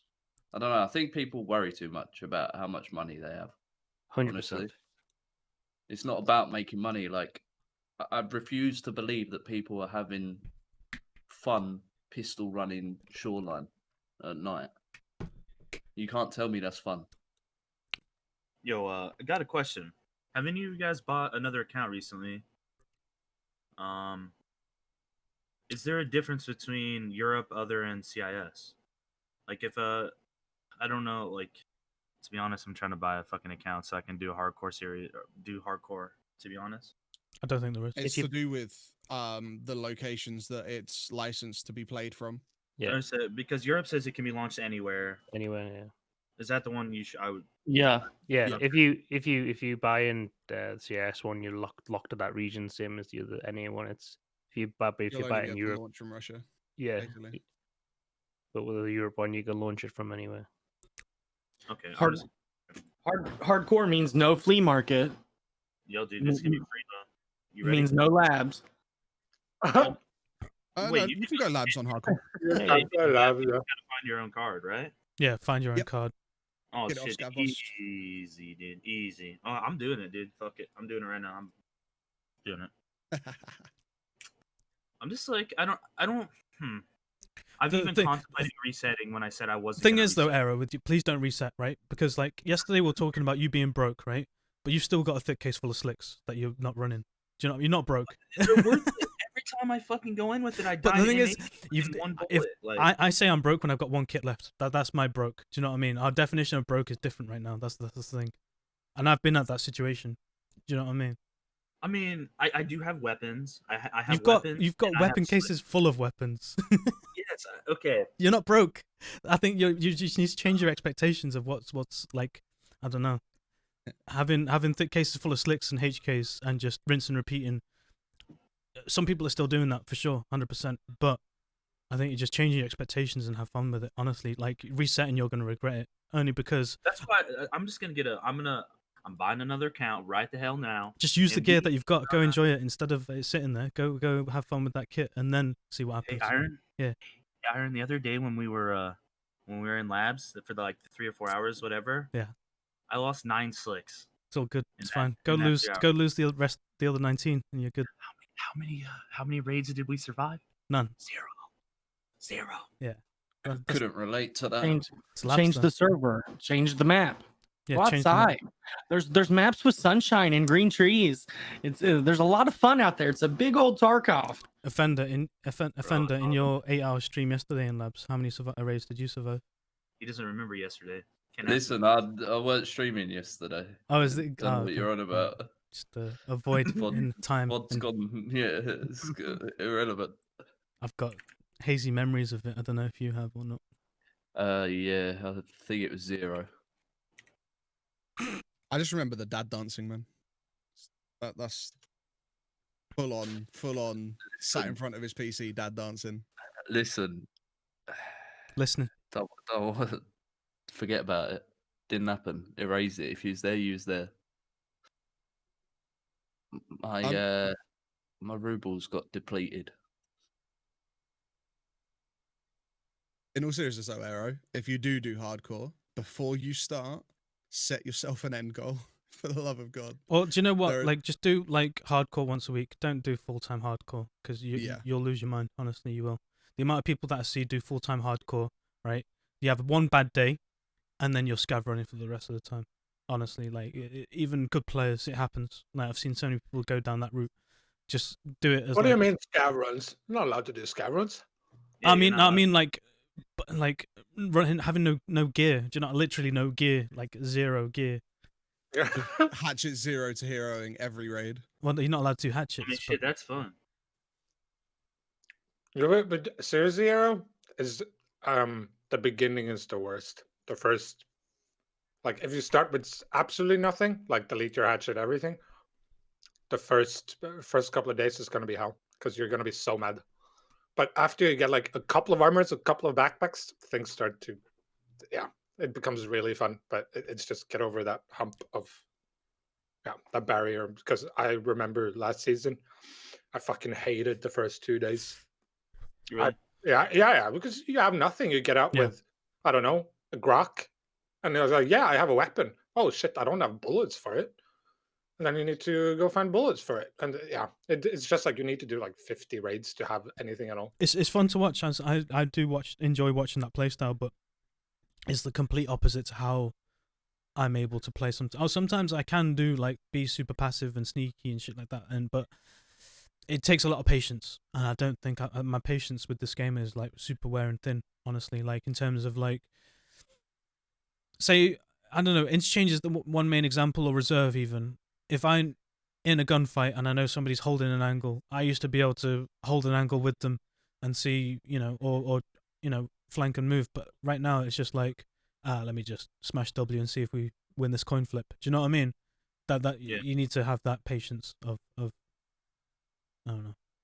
Maybe I don't even do hardcore with it. Maybe I just The way the race, like when I did hardcore, there were 6 rules for the hardcore challenge I was part of, and number 1 was you had to play on a standard account that was wiped. You could only play solo with no outside help or viewer kits. You could only play for 120 hours. You couldn't use the flea market, and you couldn't go to labs, and it was scored because there were multiple people competing for 2080. It was scored in each category. The person with the best KD, most cash, highest survive rate, highest raid count, total stash value, XP, longest win streak, and least run throughs. Each one got a point value from highest to lowest, and the winner got a 2080. So it was a lot of fun to do that, but we just knocked out labs and fleet. We let everything else be the same, but you had to play solo with no help. Who ended up winning that one? Dashing Dot. Okay. Whose rule set was that? Because that's not the normal hardcore rule set at all. that was No. game. It was the game optimizers set it up like Joe. Okay. Game Yeah, yeah. optimizers that what Swalbo goes through. Those guys they set it up and gave a graphics card as a prize to the winner of the tournament. Okay. Kind of Cool. yeah. Yeah. Speaking of keeping the game fun, should we talk about tournaments that are keeping this game fun? My God. Well, I'll start with the most recent. No, we're not talking about Timo. Yesterday, if anybody, it's a shame that it was 2 a.m. in the morning. Anybody who missed the Oceanic solos last night, I was in stitches literally for 3-4 hours straight. The levels of bants that those guys have got between Twitchy, Vox, Peak and Duck, oh my God, they are perfect for solos, right? Because the difference between the solos and the duos are, right, although you were going up against some nice guys and really cool players in terms of like Claymore, Zerial, you never really got to interact with them apart from at the start and at the end, right? The amazing thing with the solos is obviously they're queuing together 4 out of the 5 maps, but it's just, I don't know, man. They're made for this tournament, like. But that was just so much fun. Yeah, that was quite funny to watch. Poor Twitchy, man. Oh, I feel bad, like. I did feel bad for him. He weren't happy. He I'm weren't just happy. saying that the last nade that killed Twitchy, that nade was hella far from him. But still, like was- he was He should getting. have got up and ran, but Yeah, when you're dying like in the first minute of raids 3 times in a row, and then he has one huge raid, and then he starts chasing gunfights in the bottom of reserve, and then eats a nade like a champ, just didn't move. He just stood there and was like, yeah, open wide. It was the perfect ending, man. I don't know, but everyone was rooting for him. I thought that was his redemption story about to unfold there. What was it? The Shoreline one tap was like. But yeah, that guy was crazy. The same guy who killed Pekin Duck the shrimp. Is that same guy? I've seen him on Twitch stream. Yeah. He's killed him a few Same times. with Pekin Duck. Pekin's got like 4 or 5 clips of the same guy. So it's unfortunate. That's the thing with the solos as well. Like, there is scope for, say, if all of them did get wiped by that same guy, they'd reset it and go again. Whereas with the duos, because it is such a fast pace, all right, gear up, go again. They can't really do that. So that's one thing that kind of looking into. Obviously, Wooly got a reset as well on his reserve one because that was just a blatant, you know what I mean. But solos, it's obviously because me and Aero had experience of the duos. I wasn't really wasn't focusing on it, paying attention to it. But that was if the battles needed like an advert or just like an example for people to say, all right, what's this all about? Because I've been trying to approach people and talk to people about it, and people who aren't aware of it are like, it doesn't sound my cup of tea, like looting stuff for points. I don't know. But watching that, like, I highly recommend anybody. I'm sure there's going to be either on YouTube or some sort of they're putting it on YouTube as like a highlights thing possibly, or just a full VOD. Please go watch it. It was just 3-4 hours of pure entertainment. It was amazing, and plenty of drama in between. And because of the open scoring as well, all of the players knew the scores at the end of the round of all the teams. So it was like, all right, I'm 20 points behind this raid. Let me be a bit more aggressive and push a bit more. Whereas with the duos, it's like, let's do our own thing and win, lose or draw. Let's put on a show. That's what it feels like anyway. Tim, I don't know if that's how you felt with it. Yeah, 100%. I went into it expecting to come third, and all I wanted to do was just have an absolute blast of a time and make it entertaining for everyone, which I think we achieved. 100%. It was, and I think like that whole thing that I keep telling people, like literally those battles, bar anything, is the most fun I've ever had in Tarkov. Like, it's hard to explain that. It really was, and I heard you say afterwards as well. I was like, I'm glad that my point. You felt the same way. It's amazing what she's Sigma and the team have developed there, and it's still growing and still adopting and taking feedback off people and trying to change a few things, tweak a few things. So any sort of feedback is greatly appreciated in terms of changes to the format, changes to the presentation. It's getting there. It's an actual huge machine now, and you can see why we've had 250 applications for this season. Hopefully tonight, and as soon as this is wrapped up, I'm going to be jumping in a meeting with them.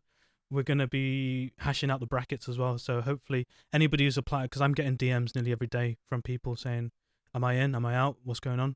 Hopefully tonight we'll have everything locked in, dates and everything included for solos and duos globally. So hopefully, and the one thing I will, a precursor to all that before we do go into more discussion about it, is if you haven't been picked this time, don't take it as a personal thing, whether it's, just brackets not being available or availability of time. Don't take it as a knock to yourself. There's always next time. But GG's as well. That was amazing. It was good fun to watch. Oh man, even just watching it, I don't know the levels of excitement I get from these battles. I don't know whether it's just me, but I was literally like nervous all the way through. Not because like, even if I didn't know or know the guys last night, I'm not really that close to any of them. Pekin Duck, I've been hanging out in his chat for the last week or so because I was his battle mod and I was rooting for him, but I don't know these guys that well. But still, just like the ups and downs, the highs, and it's just crazy drama that you get from these battles. It's amazing. I feel like I only caught the end, but I feel like that, like the tension when you're waiting for getting your score is like the anxiety is just insane because you have no idea how the other teams have performed, and like you can just trust that you did a good job, really. So in that regard, I don't know, obviously because not many people got to watch the solos last night. One thing that I've always debated with the guys is open and close scoring with these things, would you prefer to know where your counterparts are, or do you prefer not knowing? Timo. Not knowing. Oh, sorry, go on. Yeah. Yeah, as well. I'd like not to know. As Like, a okay, so when I competitor. was, yeah, okay, so when I was casting, I wanted to know the scores, Obviously, yeah, but because you're commentating. but we weren't. We didn't know the scores from the last hour, so we didn't know who was winning or whatever. But when I'm playing, I do not a fucking chance. I do not want to know my score, not even a little bit. I don't know. It adds more like, and I don't want to know what the other people are at. I just want to kind of have fun with it. And if I win, I win. If we don't, we don't. Like it's just for fun at that point. It's way more fun that way, in my opinion. Sounds like something a loser would say, Arrow. Oh, hey, champ, by the way. How many Champs, by the way. how many L's are next to his name in the win column and loss column? Sorry, I don't think we've lost yet. Well, Era's lost yet.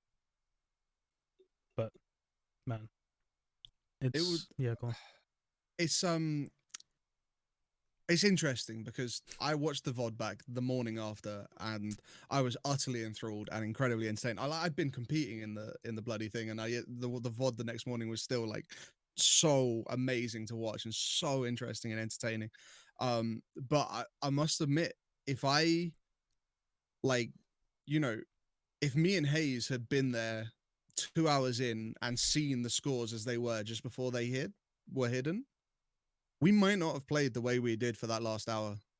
We might not have pushed so hard. We were like, oh, we've already got a 100-point lead over both teams at 2 hours in. Let's just chill. Let's just raid and have some fun. But we pushed to that very last second, and so I definitely am with Aero. I don't want to know. I wouldn't want to know the scores at all, because it's a mental change. It is.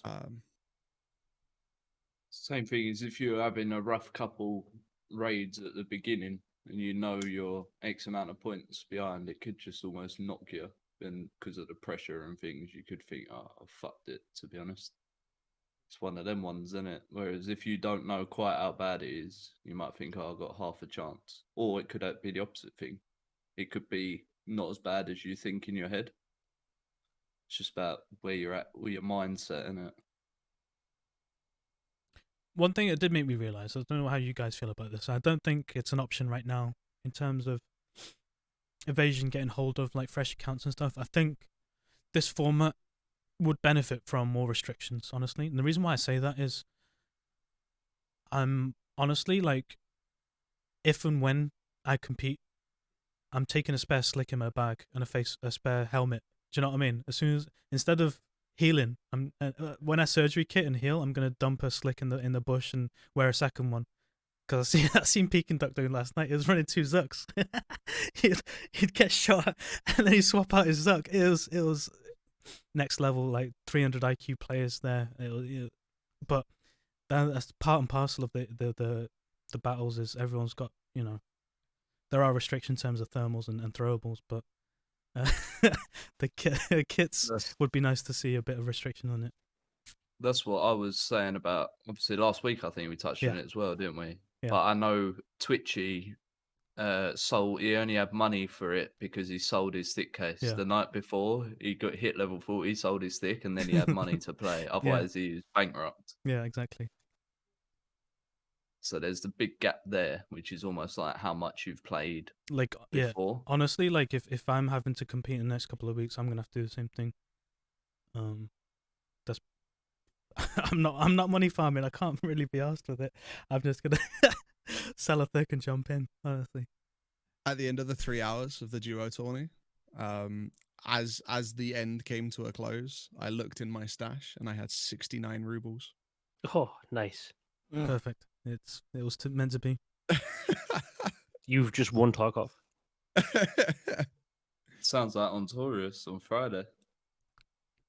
Sounds like you last night. Yeah, well, it was as well, man. My stash value went down 15 mil. Arrow wasn't far behind you. He had 500K. No. At one point I got down to 12,000. He had 12,000 with 3 thick cases full of armor and weapons, and I'm getting made fun of right now. I don't He's- like He's one of those broke Hey, billion. I also He's one of those broke billionaires wiping his tears away with $100 bill. I also have fucking 15 defibs, like 20 bitcoins. I could just sell them, but Yeah. that's a collection thing. I like them. your 20 bitcoins. What's that? 2.8 mil. I mean, I like them. They're beautiful. What can I say? So you're not broke, basically, is what you're trying to tell us. I'm not, but I feel like hey, the green key card sold. Paul, So Wait, you're not definitely broke. Yeah, You see, that's- you just doubled my stash value in a second. hey, we got 3.2 million rubles now. We good for like 10 minutes. Hardcore run's been cancelled, boys. Get a refund off BSG. Get one of those. Get that slick boat. That'll pay for half a kit in labs. Let's go. Yeah, exactly. 5 minutes of content. Exactly. Arrow's one of them rich guys that one of the privileged children has grown up with like an oiler dad. And it's like you got to get bused to school, and he's like, "What? Public transport?" Wow.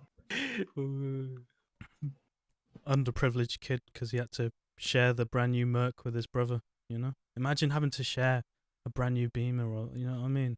Disgusting. It's a shame when you see people in that situation.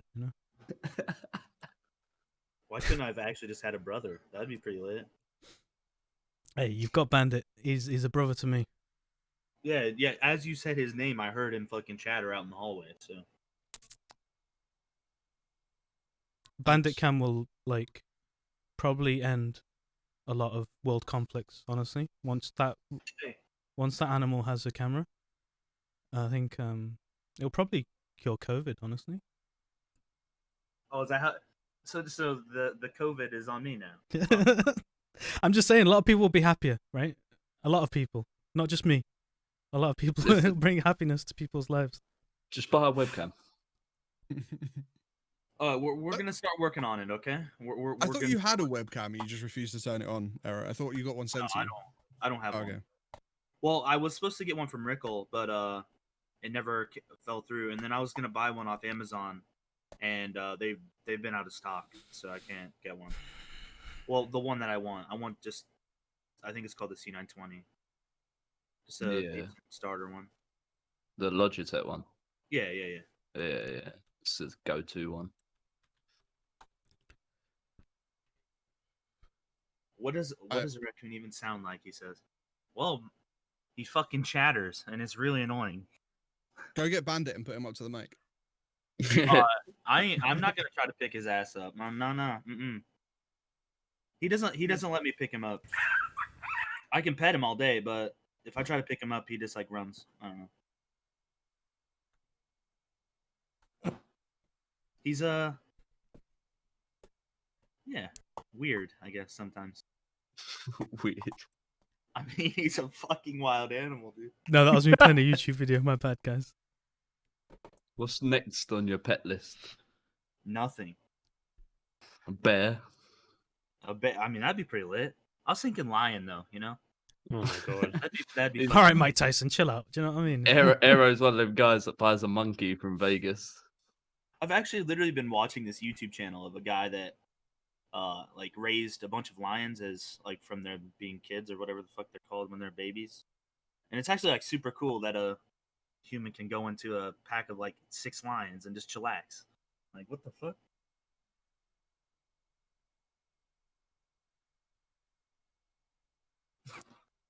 Mic drop.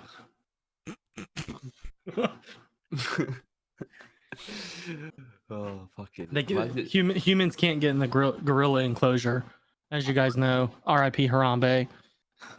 R.I.P. Harambe. Bro, that's my town, bro. That's where I'm from. T-shirt Is it that says really? R.I.P. Yeah, T-shirt that says R.I.P. Harambe. We need that as trip merch. Yeah. But instead of his face, can we have yours? Mosin's out for Harambe. He's suggesting that trip looks like Yes. a gorilla. Bro, that'd be sick. Mosin's out for Harambe. Yeah. All right, can we get an artist to get on that artwork right now, please? Someone in chat must be artistically Wait, capable. aren't you Literally, artistically Mosen's out for capable? it. Imagine being a No. graphic designer asking He who's said artistic. no. Exactly, that's what I was about to say. Look, I may Boom. have been one TPO. before, TPO Harambe line coming soon. but- Listen, don't talk to me about TPO. Yo, I got Exactly. I'm not allowed to reveal what it was, but I got a sneak peek at some new TPO stuff coming out. Oh, last it's that night, toilet roll, and isn't it? They call it a t-shirt, but it's toilet roll. Imagine. it is lit. When are these snapbacks coming out, Timo? So I've put tenders out to a few companies for quotes.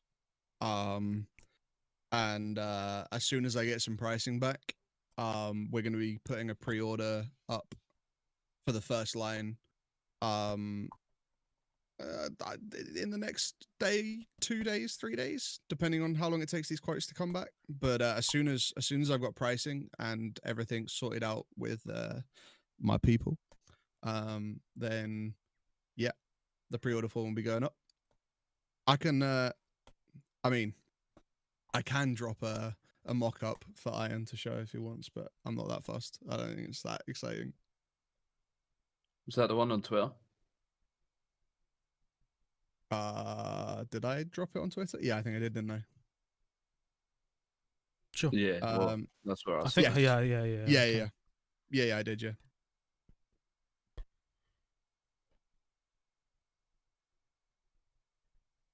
But yeah, hopefully pre-order form up this week.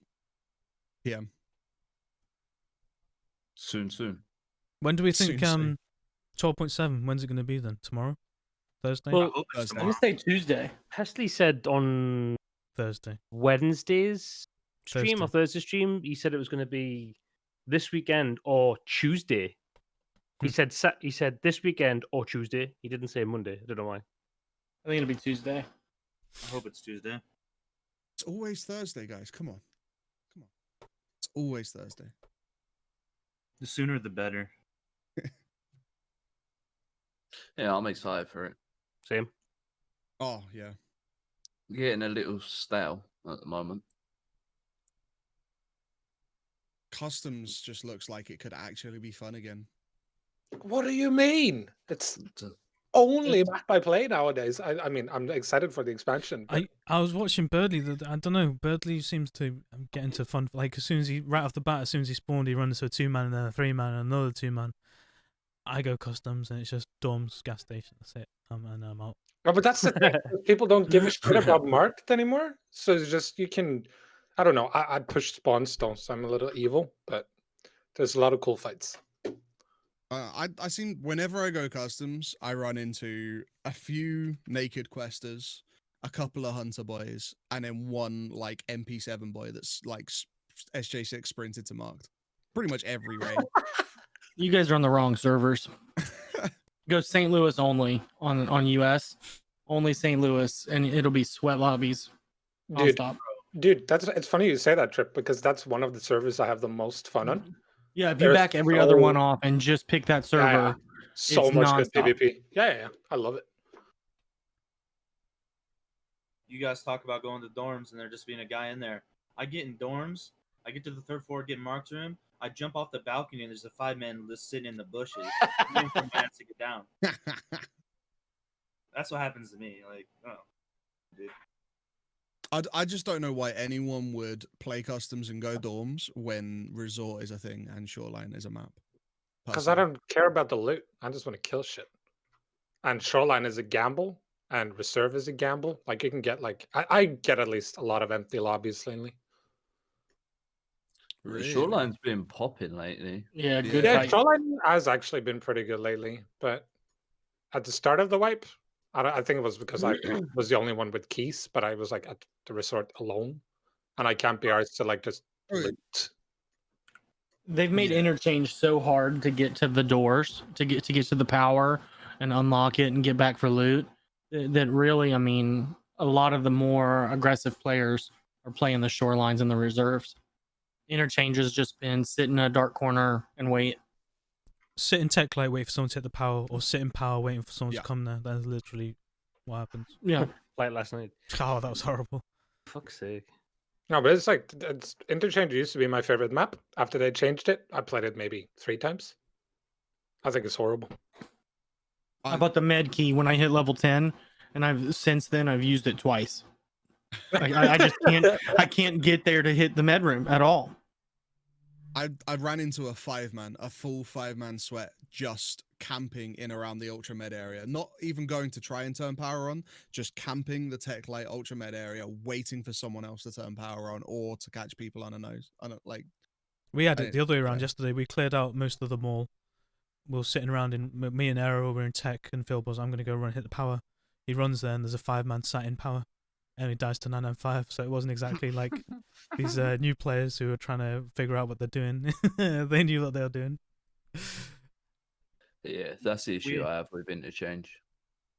We've even been like trying to do a little bit of like a few money runs off of off stream, like me, Philbo, and Iron, and we went to Interchange twice, and then the first raid we get in there, we're running towards Tech Light, and a cheater just comes up the escalator and fucking insta kills all 3 of us.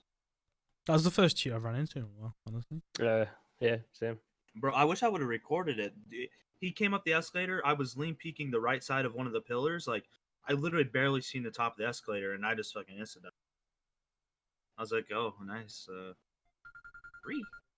I don't know, like, I mean, I don't play a lot of labs, so this is probably a just coincidental experience, but I've actually ran into more cheaters on Interchange and Shoreline than I have labs. I mean, you Or can't this- even this really. way. I feel like you can't even tell who's cheating anymore. Like, I feel like 90% of my deaths are head eyes, and it could be a legit player, it could be a guy fucking aimbotting everybody. I have no idea, but all my deaths are head eyes. Some people are very obvious in labs. Yeah, literally jumping. Like, Oh I yeah. have What was I it? got killed by his name was Zoomer, dude. He's jumping.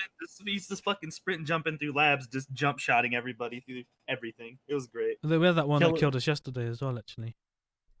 Mm, And the day I before got done yesterday. about 5 times yesterday. That same EXO.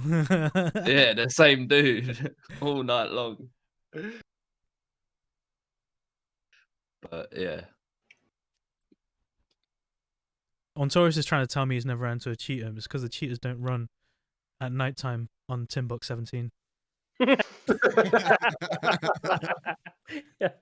Just thought I'd throw And that also, out there. he's not even worth killing because I mean, Yeah, exactly. SP5, right? Not He's worth it he's even. running the Nixel Deluxe. I see that loadout. Like, oh, I feel Oh, sorry for this guy. good. He's oh my god, he's actually running the Nixel Deluxe.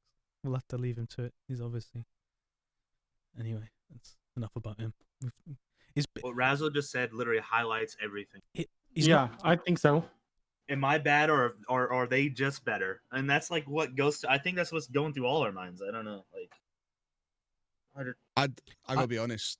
I started running Altons. I stopped dying to head eyes, and it's been amazing. I mean, I still do it on occasion, but like my survival rate over the past 3 weeks was like I think it was something ridiculous, like 6%.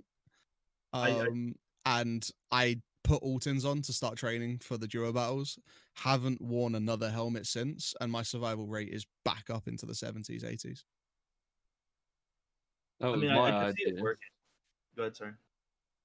So that was my idea, and then I got head eyes by M61 first raid with Alton on. Never wore it again. That's what I was about to say. Like, it might help you on other maps, but in labs, I know I always bring up labs because it's the only damn map I play. But yeah, everybody's just using ammo that depends anyway. So The latest cheaters I've met on labs, they use AP20 slugs. That's fun. wait, I haven't ran into an AP20 slug one yet. He was just fly. He was just flying in server room, and I heard this like faint click, and I was like, "Wait, what?" And then I died. Yeah, nice. That's bullshit. Oops. Yeah, we just need to all remove the magnet from our foreheads. Easy, like. I think it's the same problem that was with the thorax hitbox. It's the same thing with the head right now. I think that when it used to be a head hitbox, then they changed it to a head, a nape, eyes, forehead or top of head, whatever it's called, chin, all the different areas that are put in there. It just makes that head box, like, I don't know, it feels so big. It feels like my head is bigger than my thorax when I'm playing. I don't die to thorax much, but I die headshot nonstop. I just have really big eyeballs, right? They start at my nipples, they end a meter above my head. Nice. No, bro, my head is literally my thorax. Like literally, it's just. Maybe they coded it wrong. Maybe they coded it wrong and they switched it in the coding. I have no fucking idea, but So when you get shot in the thorax, you get hit in the head. Or vice Yeah. versa? But why doesn't it work when I shoot someone in the chest that they just die? Mhm. their arms absorb the bullets, bro.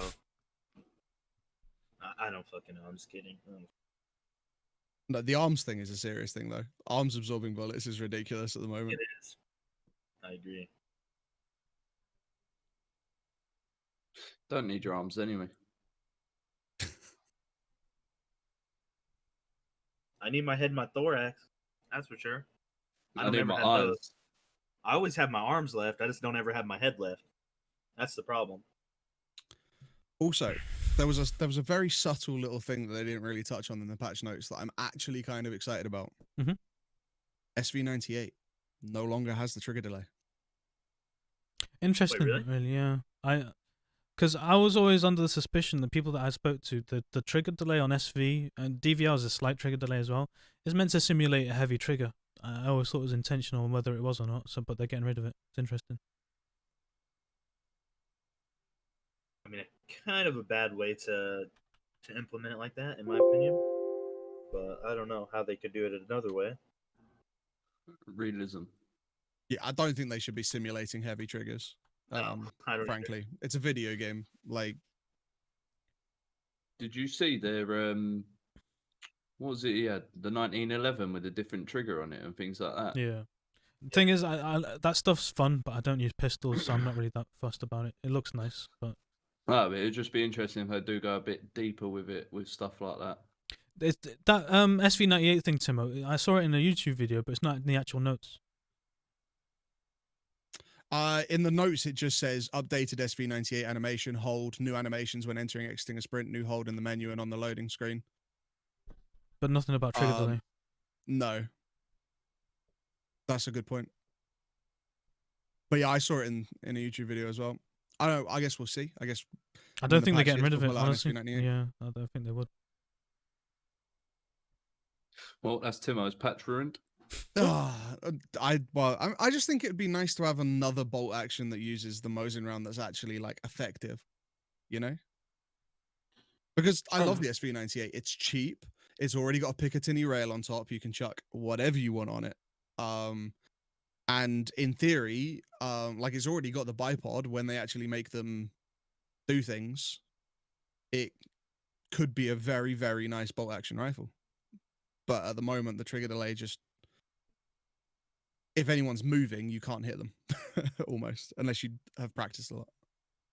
I've been on the T5000 lately. For the price, 50K, very cheap. I've been using, I haven't been using, I had used the DVL quite a bit, and I feel like the DVL is actually pretty good. I don't know though. Best one. Yeah, I used to Like, rave. I don't notice the trigger pull as much.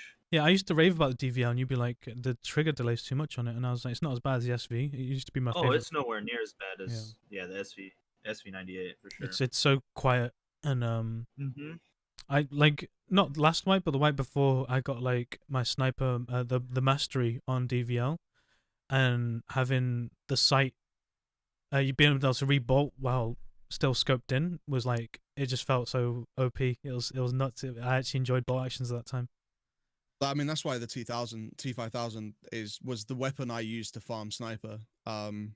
Because you don't have to come out of the scope to rebolt. And it's accurate. The problem I have with the DVR, and I think it's purely just me, but I can't hit shit at a distance with the DVR. I think it's because that little bit of trigger delay. Yeah, probably. but I can't gauge the drop or anything. I'm always crazy inaccurate with it. Give me a T5000 and I'll pop heads 200 meters away, no problem. In fact, I've got a 668 meter kill this wipe with a T5000. Oh yeah. Jesus, what scope did you have on it? Just the Voodoo 1xx. I was on top of the metal lighthouse on Shoreline. What the- I killed someone on Scav Island from the top of that. It was a misclick point fire offender. Yeah, probably. He Why shot. the hell was you up there? He was on woods and he Um, shot someone in customs. Why was I was up there because I was being a sad little boy and trying to grind sniper Right. skill. I was trying to grind sniper skill and I wanted to do it by killing PMCs. So I climbed up on top of that tower to do some sniping and I saw a guy run onto Scav Island, and the game's broken, by the way. When you look at Scav Island from the top of that tower, you see none of the buildings, none of the boat, nothing. You literally just see the flat island and the silhouettes of the people. So What? Exposed radar, nice. Can I just say that how I got my shooter born in heaven on Shoreline was putting a pilgrim filled with cobra sites. In fact, I did this on all maps. I'm not gonna lie, I did this on every single map. This is how I got my shooter born in heaven. Little secrets. This is God's gospel truth. I got a pilgrim because obviously everyone wanted a pilgrim for the find-in raid. Yeah, so everyone's gonna go and look at a pilgrim at the time because I got mine early wipe, and I filled it with the cobra cap sites and the ones you can buy for like 103 rubles from Prappa. Filled them, put a couple of grenades or whatnot in there to mix it up, spice it up a little bit, And I put that in the middle of the road next to gas station, and then went with my SVDS on top of the lighthouse, lay prone, wait for someone to loot it, headshot. Wait for someone to loot it, headshot. Did that on every single map. Customs, did that on interchange. And it works a treat. You'll get it no bother. Absolutely no bother. I Yeah. flew through my No bother. Just camp for 3 days straight. It's fine. No. It wasn't even camping. Dude, I did my interchange shooter born in heaven in 4 raids. I got mine in one. It's As 150. well. It's 150 meters from the back wall to the Emercom ramp. Just saying. But I got mine in one on interchange. I I get think it. it took me this wipe. It took me 2 raids. Took me I 2 got on my wood. interchange ones on Tech Light. Big window to Tech Light. There's 118 meters. I did. I was near Idea Escalator, down to Tech Light. That's how I got mine. I'm just gonna get some. Shoreline, I laid on the platform and I just watched power. I'm just gonna get viewers to stream snipe me and cheese it. I'm I'm sure- 100% doing that next wipe. I'm so done with that task. I don't feel Which like is the easiest map for that task? that was the hardest one for me. That's the one that took me the longest. I couldn't fucking find anybody.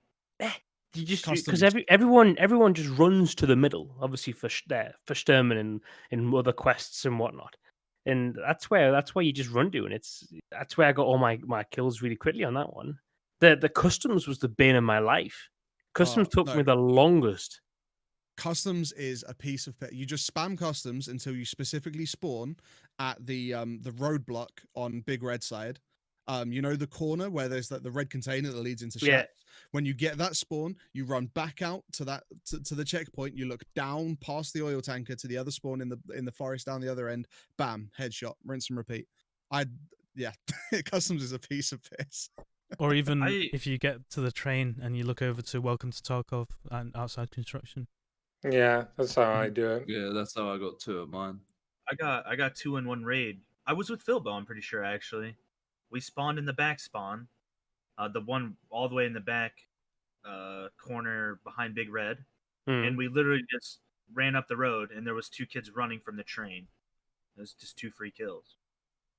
It was like literally 30 seconds out of spawn. Did you see Willis when he cheesed it? It was very funny, not gonna lie. Oh, He when had- there was like 20 people lined up. Yeah, he had 20, like 5 people lined up who were stream sniping him. 1 bullet kills all 5 of them. Oh my god! That's good shit. Imagine cheesing. Listen, Couldn't you get in trouble for that? Huh? Nah, No, Don't you it can't. count as boosting? it's not gear. It's not. You're not doing it for gear purposes. They're stream snipers. Intentional stream sniping? I don't know. It's not seen as boosting, though. As long as they themselves aren't streaming, then I don't know. Even if they are streaming, I've had people streaming and doing that. Yeah, but I just mean that stream sniping in any way, shape, or form is Oh, against oh TOS. no! But he gave his server. He was like, Yeah. I'm on this server. Come join me. Come in with a hatchet. That's it. I don't know. I just think that with the shooter board in Evan, I think it should be accessible earlier because it's always like there's no problem with the task. It's not specifically hard. It's just a time grind. Like it takes a lot of time. Yeah. That's it. It's weird. Like usually I get it done passively. I feel this time I'm actually having to go out my way to look for him. It's different. Yeah. Mm. Same. That was I my think it's mainly exact same because issue. my playstyle's changed slightly. I'm running PKO6 a lot more recently, so it's kind of like I'm not getting those long shots. And give us Shooterboy and have on reserve, please. Just do it because I just want to do it Easy. anyway. Yeah. It's the only map that I actually get the kills on.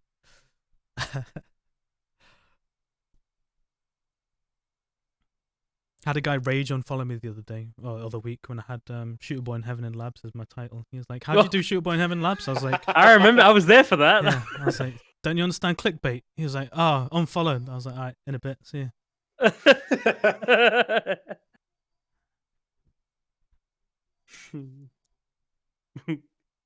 People get mad about so much. It's funny, man. It is funny. Sometimes, I don't know. Dude, the other day I was getting stream sniped, and I ended up having to ban 4 kids from my chat because they just wouldn't stop being toxic.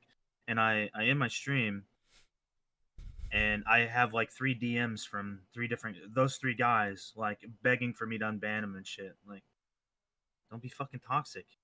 Like, literally, you want to get banned if you're not toxic. Yeah, fuck them. I didn't unban them. Fuck this shit. I'm not in. Run an ad, easy.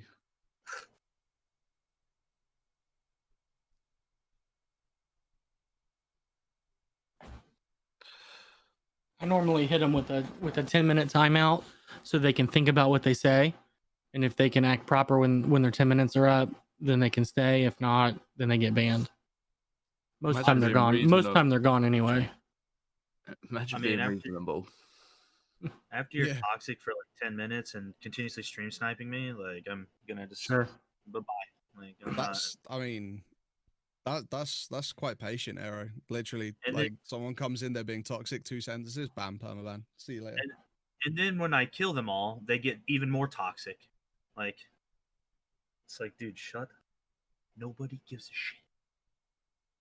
The only reason I can think of for not just instantly permabanning like toxic stream sniping, tagging, whatever people is for the entertainment factor that you can provide by roasting them on stream for all the rest of your other viewers. I mean, sometimes you can also, like, if somebody comes in being toxic and they notice you're a chill dude, they'll usually, sometimes people will turn around and be like, yo, you're a cool as fuck dude, like, you know, and then try to hang out, you know? But sometimes people are just too over the top and just want to make a scene.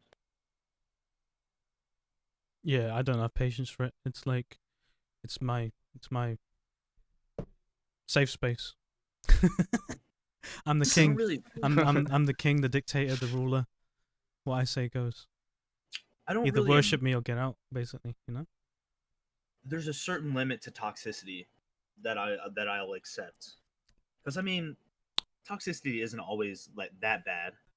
Do you know I mean, what? banter. Yeah, it's different. fine. It's different. Like, I don't know. So, like, if somebody walks in the chat, right, who's new and comes in at the wrong time, and it's like me and a Fender ripping into each other, they'll be like, "Oh God, this guy's super toxic. Wait, what? He's like, he hates this guy. What's going on? He needs to chill out." But that's obviously not getting the humor. But when it's actually somebody being toxic and you're toxic back to them, it just like there's a downward spiral your chat goes into, and it's hard to pull it back, honestly. And although as much fun as it is, I do enjoy it. Sometimes it puts other people off completely. Like regulars and stuff will like go quiet and be like, "Ah, awkward silence," and you can, do you know what I mean? And you need to have an ability to bring that back up and change the subject and bring it back into being about you. Do you know what I mean? It's there's definitely an art to it, and I haven't perfected it, so I've stopped myself from doing it. But I used to thrive off it, but no, I don't. That's the beauty of occasional community games and stuff, though. Like Jackbox, like my community can just store up all the toxicity from the week's streams, and then we play Jackbox, and they can just tear into me with toxicity for 3 hours. I just use Ontorius to Sorted. stream. Honestly, I all my pent up anger and frustration, I just take it out on his streams, and it's really easy to do because he's not a very likable person. So it's really, really, it's like having a human punch bag. But anyway, human punch bag made of jelly, maybe. Do you know what I mean? So you get like an actual satisfaction of, yeah. Anyway.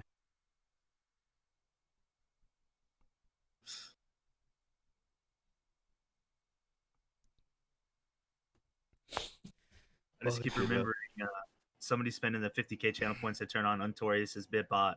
And I think it was you, Art, that donates 20 bits and fucking He finds a letter. It's like, please let me survive, chat, please. Yeah, it's good. It's good stuff.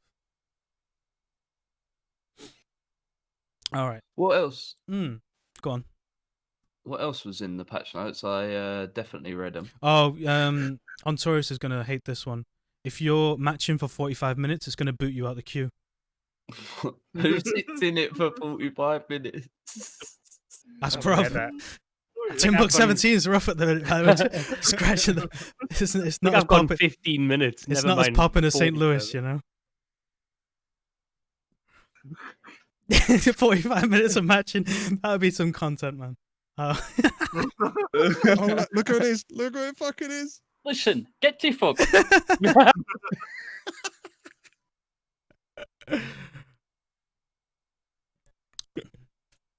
Welcome. How's it going? He's left. I mean, I'm Oh, he's I'm gone. fucking getting bullied at minutes, so you know, not the bad. That's what you get for not being here. That's what you get for not being here. Honestly, it's self-inflicted. Working on them Harambe shirts, aren't I? Nice. Hell yeah. I mean, I'm down. I like it. I'm down Mosen's out. for Harambe. For mate.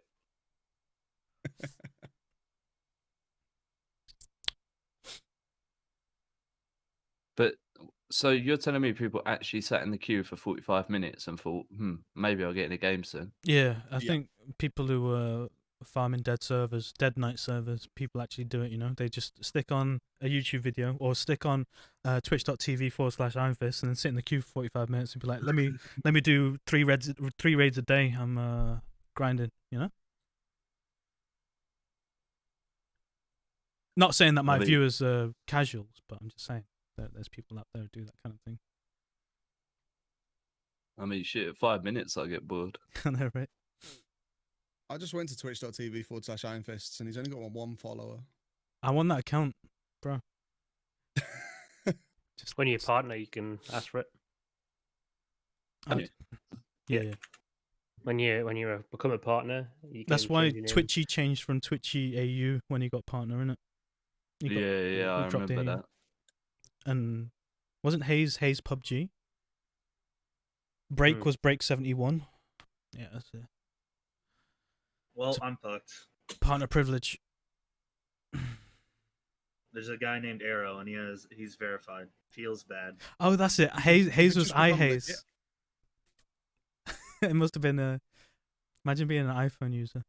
Was it endorsed by Apple? Because he lost his Daisy endorsement because of Hazy, you know?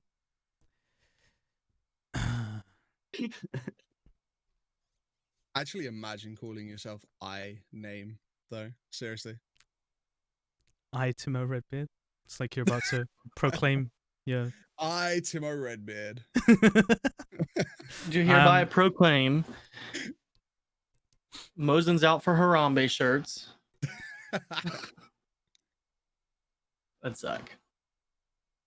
All right, so actually, this one that confused. I didn't actually look it up. ASVAL with the handle adapter Rotor 43 is now impossible to fold. Does that mean the one with the ASVALs with the buffer tube you can't actually Yeah, do but the fold? It doesn't Yeah. change Yeah, it. yeah, anyway. you can't fold doesn't- it. Okay. It doesn't change the size. But you make it the helps that you're not going to go into a raid with a folded gun thing. Oh, why Oh, did I just shoot the ceiling 7 times? Oh yeah, it's because my Yeah, gun was true. folding. It's always fun. If anything, that's Keep like you on your toes. I wish they would just keep the recoil like it was folded. Then it'd be Yeah, actually that's true. good. There's something about the presets that it's not going to give the error that the gun won't fit. That it'll move it and make the gun fit or something like that. I mean, that's sick. Really? What? Yeah, I saw it in the fixed and weapons presets, and it says there's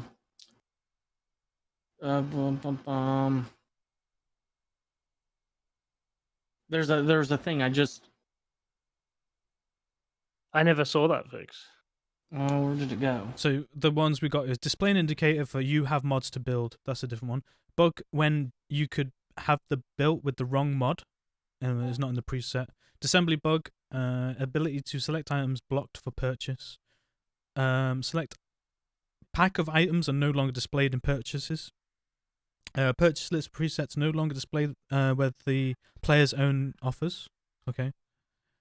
There it is. Added error about lack of space when purchasing preset mods. When purchasing, not when assembling. Yeah, it's just purchasing. Oh, yeah. They Because haven't fixed read it. it wrong. I'd wish they would fucking do that because it's so annoying. They need to, honestly, like at the minute with the UI. I keep saying it as much as I don't want to like be too negative about it. I think rather than trying to tweak and fix this UI, they just need to start from scratch. Whether later on down the line there's going to be a whole new UI, I'm hoping there is. Honestly, I just feel it's they're fixing stuff that started off broken, and it's I don't know, not a big fan of it. Did you guys ever see? There was a Reddit post probably a year back. And I know not everyone people don't use Reddit, but there was a Reddit post of someone who had made like a new custom UI for Tarkov, like, and it looked clean as fuck. It looked so nice, and everyone was like, "Yeah, this should be the UI. You know, it's great, and then it just died, and that was it." But I feel like a proper UI designer could go in and turn the Tarkov UI into something beautiful. Yeah, there's been so many mock-ups that people have done that look so much nicer, but I don't know whether it's obviously they're not prioritizing it, but the thing that I say, like, with the bugs being linked to the UI, I don't think a new UI would fix the bugs. Do you know what I mean? Like how the inventory is managed and stuff, just a physical overhaul wouldn't fix the bug. Do you know what I mean? So I think they're going down that route of actually fixing why 1 + 1 = 7 sometimes, you know, rather than fixing how it looks. Although they did mention one thing on UI is the way squads are going to be matching up. I don't know when that's going to be, but they're saying we're going to have actual physical. You're going to be able to see your teammates' gear and stuff like that, and it's going to be not just in lobby but in menus. You're going to be able to. Did anybody else catch that bit? They did talk about that on the podcast. You're right. I think it's part of the co-op offline mode that's planned. It's going to be like Fortnite. PUBG Warzone, where you can see your squad mates and your gear. Yeah. Nothing like Fortnite. No, you know when you join in the lobby and you can see the other player, can't you? Hopefully, Yeah. hopefully Philbo will be able to click my inventory and see if I've got an SJ6 or not. The amount of times I forget, get into raid, I hear him pop it, I'll be like, do you know what, I forgot. I'll just pop a morphine just to pretend I've still got one, and then run. Why are you so far behind? I just alt tabbed. The best ones is he brought an SJ6. Yeah, have alright, GG. Get in the raid, get halfway. I forgot to use it.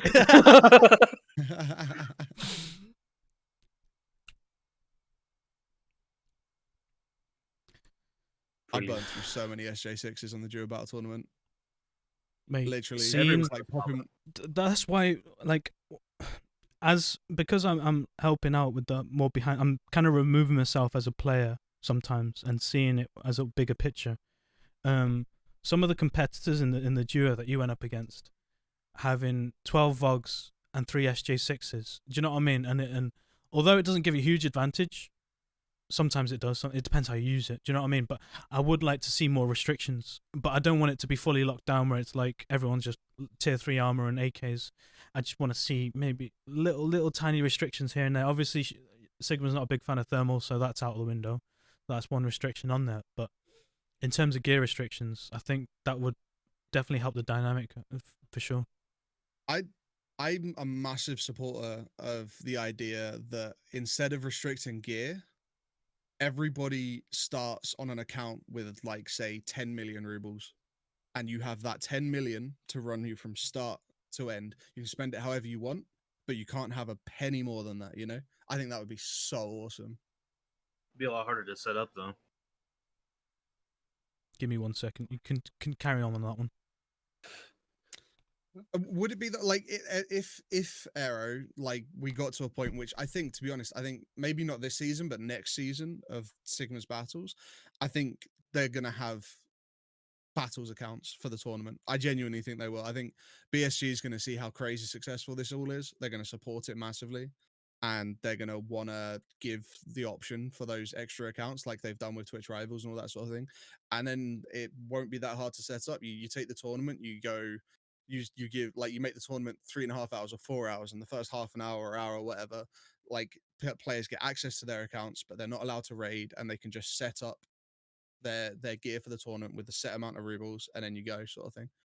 I mean, if they end up actually supporting it and giving accounts like that, then yeah, it'd be pretty easy. But if they don't do that, then getting that set up is, I mean, probably really hard. Yeah. To be honest. Yeah, no, absolutely. But if they it do would be. support it, and they donate some accounts to the cause, that like you can reset anytime you want, like after battle or whatever, then yeah, I mean, it could work for sure.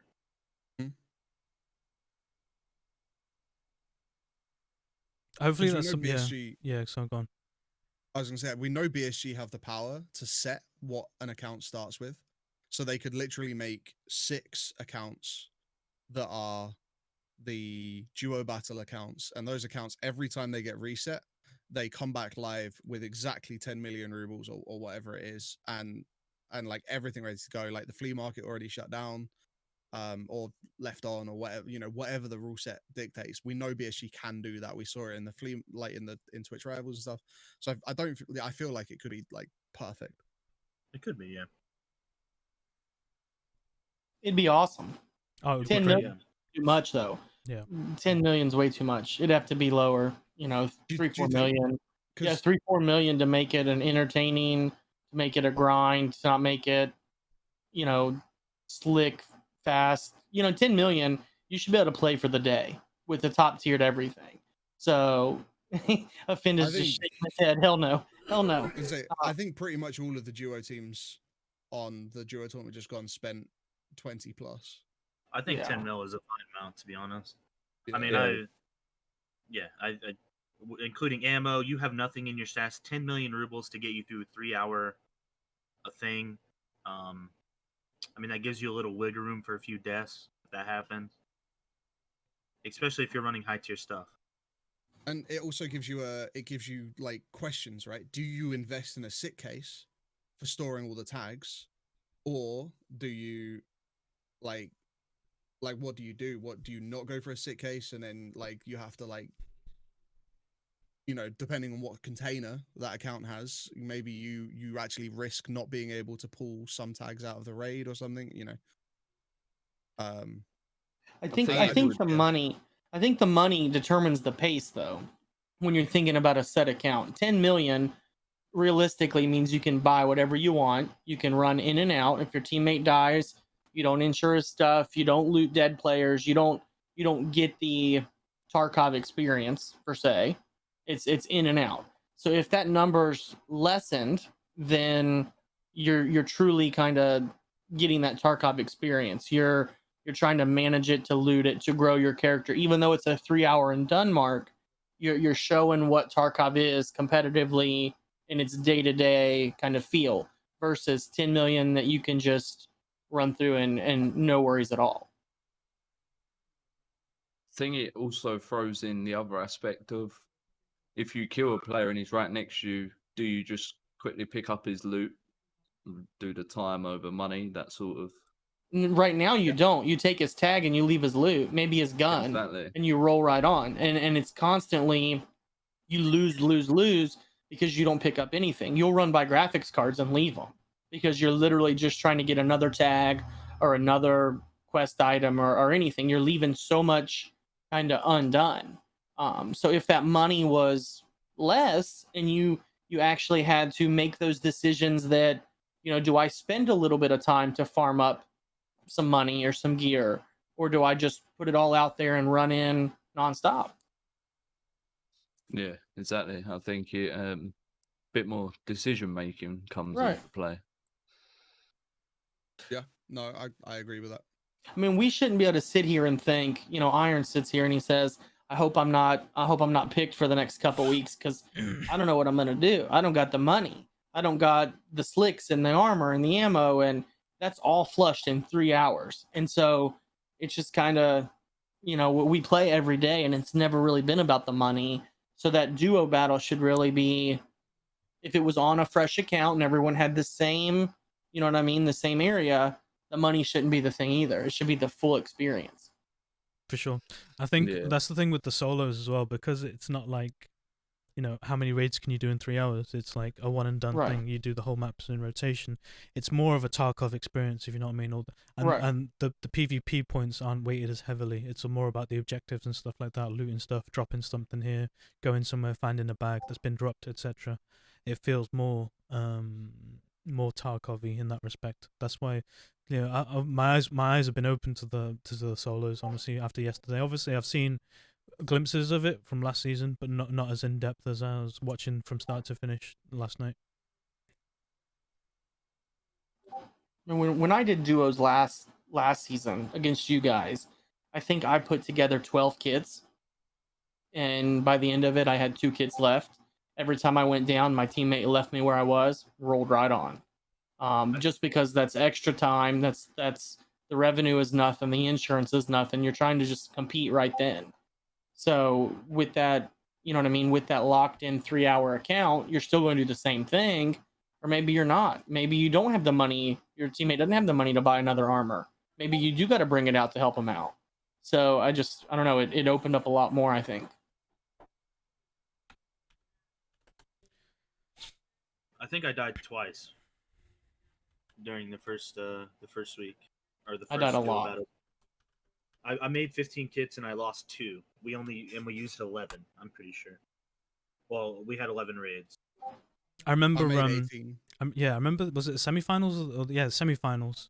I was making my kits the day before, and Mammoth was like, put some up for 20 HKs. And then Oh, yeah. Timo was like, put some up for 10 sucks. And they're 1 out of 1 sucks and 0 out of 3 sucks. I was like, thanks for that. These are definitely going to be useful. Just supporting my boy, man. You know.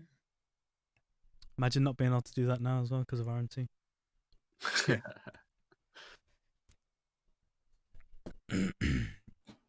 It's exciting. Honestly, it really is, and it's. I'm thinking more in regards to not just these like one-off events where it is like 4 raids in a row and a knockout system, like a longer seasonal thing. That's where my mind goes. Do you know how we talk about hardcore challenge and stuff like that? Is having some sort of like almost like a premiership of some sort of tournament. I'm thinking like where we have set parameters, almost like quests, and you go through and you're going up against other people, but it's like almost like going up against everyone, almost like a league table in how they have their leaderboards, but their leaderboards are only ranked on like kills. Do you know what I mean? That's where my mind goes with this as well, not just these like one-off tournaments. We could do that amongst us. We could come up with a goal, and we could go head to head in a bracket. Solo queue in the same lobby and go head to head on some things.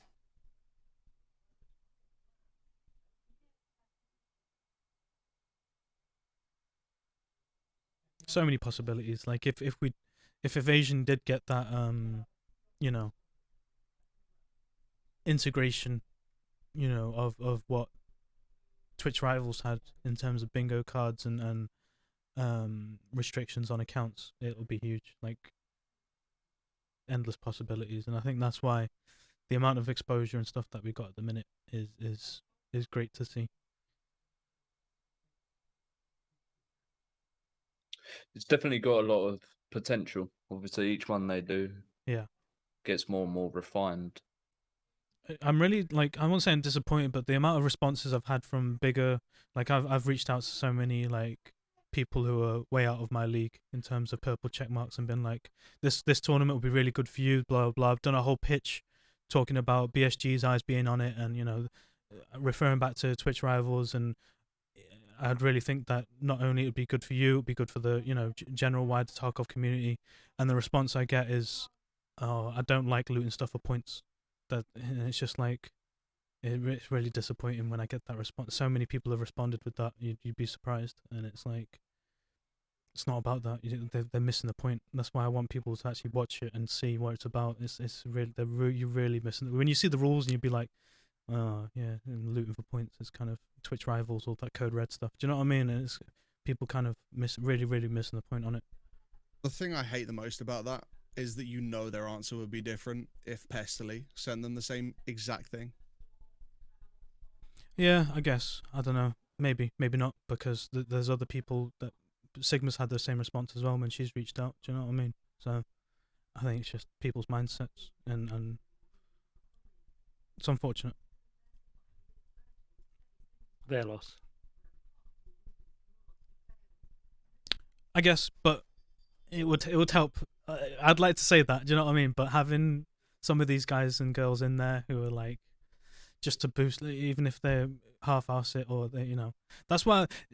One thing, I don't know if you did watch the All Stars last season. They had All Star duos last season, and I was slightly, I wouldn't say, I had mixed opinions of Willis and Landmark used 366s for the whole tournament and absolutely wrecked. Part of me was like, I wish they went full ham and just to see if they could beat our score. Like me and Aero got like 600 points, whatever it was. Robin and his teammate got close, but I was just like, if they went balls to the wall, all in, and sweated it out for 3 hours, I want to see what kind of if they could break 1,000. Do you know what I mean? And even the fact that they used 366s for the 3 hours and got such a crazy score just goes to show how insane they are. And it was just like, a part of me was like, is it kind of like not disrespecting the tournament, but it was just like, that's how they are though, isn't it? They have to, if there's a challenge, they have to challenge themselves even more to an nth degree. Part of me did want to see them, full sweat.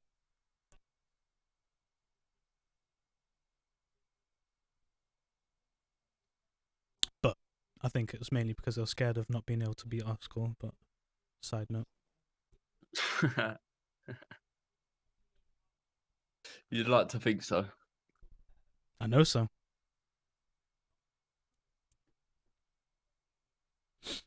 The days are going to come I'm going to have to back up all the shit talking, and I'm going to blame desync and cheaters. I was going to ask, have they released the bracket yet? So do you guys know who you're going to be? So tonight and tomorrow, we're going to go through the other. There's like nearly 300 entries that we need to vet people's channels. We need to actually, a lot of people, these guys haven't streamed recently, so we have to go back through old VODs, watch them, make sure they'll be able to represent Evasion, and we don't want any. Although one thing that everybody wants to promote is like new streamers who, like myself, look from where I was when I entered. You know what I mean? I was 300 followers and averaging 5 viewers. Do you know what I mean? And having that chance to be on that platform, I want to do my best to give other people in my situation where I was 6 months ago that opportunity. Obviously, we want to see the big names and my mates go in this as well, but I do want to, like, the amount of new channels that I'm finding just going through these entry forms. But it's such a long process. So tonight and tomorrow, as soon as this is wrapped up, I'm going to be in a meeting with them as well, and hopefully by tomorrow night, all the brackets, solos, duos, NAEU, Ocean, everybody's going to have confirmation of what's happening when. So that's hopefully tomorrow night. And as I said, hopefully get some more clarity on that. So is that duos and solos? Yeah, everything. Okay. Yeah. So it'll all be released this week. Hopefully, that's the plan. That's the plan for tonight and tomorrow. We're gonna have a meeting tonight, go through numbers and names, do more vetting. Because constantly, like, if I'm not streaming and if I'm not watching, or even when I'm watching you guys, I've got that spreadsheet open and I'm going through one by one these names, and I'm watching a VOD or hanging out in their chats and seeing what they're about.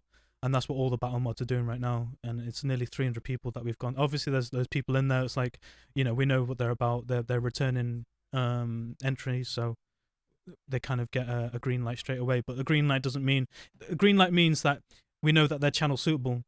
Doesn't mean that they're in. Do you know what I mean? So there's obviously limited numbers and limited spaces, and even with the NA and the EU. So do you know, like last night we had the Oceanic solos. It's Saturday. NA in EU we're looking at Saturday and Sunday. We're gonna have 2 solos every week, and then Thursday is gonna be duos. So it's jam packed. And again, urge anybody who's, you know, if you feel you've got mods or somebody reliable who can help out with evasion, they need more bodies. It's there's so much. Like even last night it was heavy, man. I was up from 2 till 6 battle modding. As much fun as I had, is hard work, and it was out of necessity, honestly, because there was it's tough having. I imagine having to do that for the NAs and EUs twice a week now as well, 3 times a week, and that's even with that packed schedule. We're looking at ending middle of October, and the worry is, I mean, obviously we want to see a wipe soon, but imagine if it wipes before it's finished. It's going to be disappointing, honestly. So there might come a point even where it's like we've got a wipe announced and we're having to do 3 a week or 4 a week. Do you know what I mean? Just to cram it all in. It's crazy. So we need all hands on deck.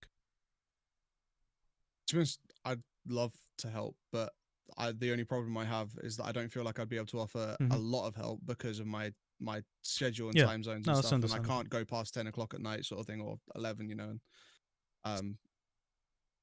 But yeah, I also messaged Garland. Cool. And said I would help. It's definitely time consuming though. Like just be, it might even eat into your stream schedule as well. Like I've had to move stuff around to help out, but I think it's worth it. And but it's that week I took off to fix my sleeping pattern is out the window now because of just it's non-stop. Just the amount of work is crazy. It's the amount that they put into this. I thought it was a lot, and now I realized how much it is. Like I've been in 4 meetings and we've racked up like nearly 20 hours of meeting time. It's crazy how much work there's involved. When is the final cutoff for applications? Meant to be yesterday, so but people are still applying, whether they're getting seen to or not. But Friday was meant to be the cutoff. But they're still taking applications only because of the solos yesterday created so much buzz, and it was like, how do we get involved? Can we apply? So the form's still up there, whether you get seen or not. I don't know. But like I said, we've got 300, so we should have enough for everybody. But even then, like sometimes you jump into these applications and they've never streamed, and it's like, okay, or they've just created a Twitch account to be part of it. Which, you know, we want people who are consistently streaming and streaming Tarkov as well. For sure.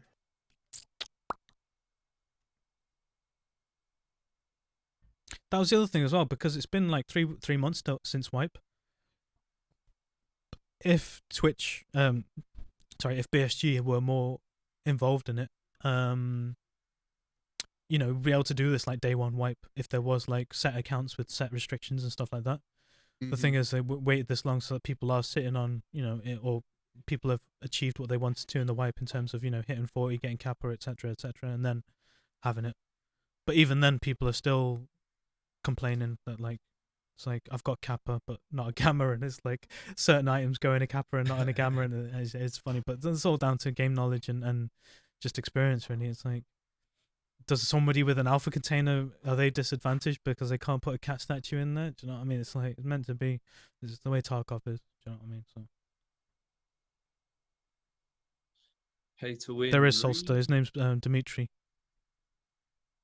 To be honest, no, it's well, I mean, I guess because if the Gamma is better than the Kappa in some ways for the duo you know, for the duo battles, then maybe it is pay to win, but really it's earn to win, isn't it? I mean, the Kappa's the best container in general, which you can't buy.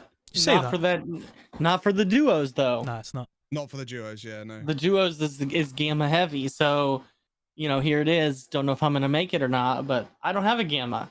I've got a Kappa, so I've got to work with what I've got. All right, so here's an Or idea. a beta container. I'll run my beta. I might pitch this in the next rules change thing. No containers allowed for duos and solos. Discuss. I love that. No spicy, problem. Spicy, eh? Uh, Ain't no thing. You're mean- not there to loot anyway. What do you need keys for? Hey, if you die and lose your points, that means that your competitors are also going to be dying and losing No. the points as well. Yeah. yeah, I get that, but yeah, I mean, would just thinking about tags and task items and Exactly. like, that could be Loads of I fun. mean, That's you what you're could see a- thinking, right? you Again, could see such a shift in the meta of the tournaments through that, though. I mean, like, I can tell you now that if that was in play, me and Hayes would not be foreheading into every fight we could possibly find throughout the entire tournament. That's for exactly. sure. Like as much as I think about like mine and Arrow's like final with 19, that's the thing I keep going back to, and it's caused so many rules changes. The way me and Arrow played that tournament in terms of rinse and repeat in labs, they got rid of that. The team survival as well, changing that, because like me and Arrow, when we played labs, we'd spread out and look for clues. Do you know what I mean? We would like go running around. If one of us dies, we'd try and avenge him. If not, get a survive, and at least it's 10 points, and then we reset and go again. Whereas now it's like team survival. It's like either protect your teammate, or even some of the competitors, their teammate would die and they were nading themselves. I don't know if that was in the spirit of things, but at the end of the day, it's in the rules to go do your thing. Do you know what I mean? Can we talk about that though? Like Sure. I don't want to shit talk Arsene. I think he's a No. great guy, and I there mean, was it's- nothing in the rules to stop Yeah, him. exactly. But He asked previously. So. do we think that there should be? Because I personally felt that was a little and I guess that's the difference. Arsene has millions upon millions upon millions. I could not do that. If Hayes had died, I couldn't just nade myself, because I needed to score more points with the kit or get the kit out to go again. Because like I said, we got to the end of the tournament, I was on 69 rubles, But and like, I was out yeah. guns. Tactically thinking though, like when you're thinking about staying within the rules and you're thinking about A's in the middle of resort on shoreline, it's a good 5-minute run to get out. 3-minute, 4-minute run if you're on a stim. Do you know what I mean? That's time spent gearing up. I still do this in normal raids. If I run to the wrong extract, I nade myself. It's like it's a waste of time to run across the map. So I'd like, if I'm competing in the tournament, I'm doing it. As long as there are no rules, I'm 100% doing it. That's also Birdley's answer to extract campers. Like, as an extract camper, I'm just going to nade myself. Yeah. Yes. But I don't know. I'd like to see there actually being a rule against it. Mhm. But if there's no rule against it, then sure. Yeah, no, absolutely, and I'm not calling Arsene out at all, because like Ian said, he clarified in the rules before, and there was nothing saying that you couldn't. But I just wanted to talk about it from a point of, should there be a rule not to? It's definitely, I don't know. It's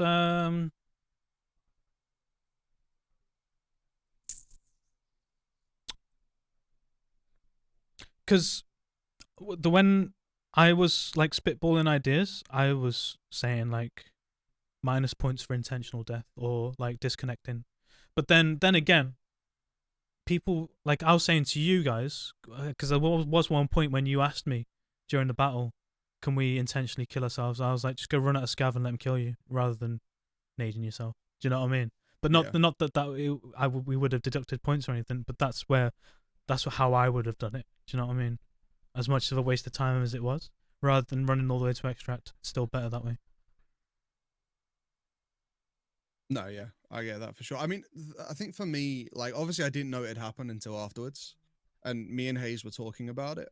And I felt like I just felt like it was the same sort of situation that you dealt with, Ian, during Twitch Rivals, where you guys were doing everything completely legit, and then like you get towards the end of the tournament and you find out another team has just been team killing to achieve a bunch of tasks. And I obviously it wasn't as severe, but I almost felt like it was a similar thing in my mind, and I felt, because no mention had been made of it. Obviously, that's my fault for not thinking of it beforehand, but I felt a little miffed by it. But again, I don't know. That's just yeah, me. like. Wait, sorry. What was the topic? I just got back. Sorry. We were just talking about rules, yourselves. rules in duos and stuff. I think the difference between rivals and all due respect to Evasion, I think with Evasion it's more about putting on a show, having fun, right? Mhm. Win, lose, or draw. And I think more in the spirit of things. I don't think it's bad, but like the reason why people were doing stuff on rivals is because there was 50 grand on the line. Do you know what I mean? It was Yeah. I'd be nading myself if I knew that it would get a few extra. Do you know what I mean? Bingos, but we didn't know. No one knew that there was no clarification. It was literally we were getting clues off Twitch, like chat. The Discord was just on. That was a whole different story. That made me realize like clarification of rules and stuff is so important behind before these things. That's part of the thing with like the duos. Obviously, you guys got to drill beforehand, right? Yeah. There are certain guys who come into this completely unprepared, or they're still reading the rule book from the last wipe, or from last season. Like even Claymore made the mistake of running 2 labs runs back to back because he didn't realize you couldn't rinse and repeat. Do you know what I mean? Little things like that. It's having clarity on the rules beforehand is super important, because part of the rivals thing was that whole the bingo card got revealed 2 minutes before, and it was just like super overwhelming in terms of you go into a raid and what am I doing in this raid? Am I trying to get a 100-meter headshot? Am I trying to kill 5 PMCs? Am I trying to nade someone? Am I trying to get... Do you know what I mean? It's just like with the duos, it's like we're going in for this purpose and this purpose only. So it's that whole clarity of stuff. I remember during Twitch Rivals, because I was modding for you to try and keep your chat calm, but at the exact same time I had on my other monitor, I had like all the other competitors up, and I was trying to see what they were doing so I could relay bingo information to you at the same time, and it was such a shit show. It's crazy. But, yeah.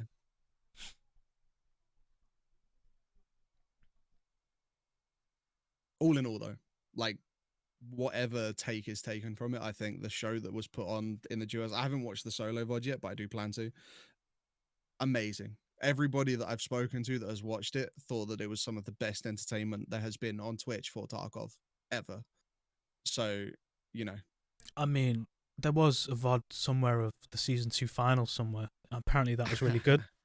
Definitely a close second. I can only find the VOD for the semi-final. Like when I go. Oh, it got deleted because of music. Okay. Unfortunately, because obviously she's flipping between other people's streams, and I was playing music, other people playing music. It's gone. Yeah, the whole VOD's gone. That's a shame. Mm-hmm. I'm just saying, Iron. Why you gotta act like a bitch? I've never sang along to a song since then. That's the best part. I wish I would have clipped it, dude. I wish I Bruh. would have saved it. Man. Bro, it was the most awkward thing ever. Like, I never sing along to music, and then she switched to my... She didn't even have mine on. She was like, oh, somebody's unmuted right now. Can't figure out who. Yeah. It's good shit. GG. Best 3 hours of my Tarkov life, that's for sure.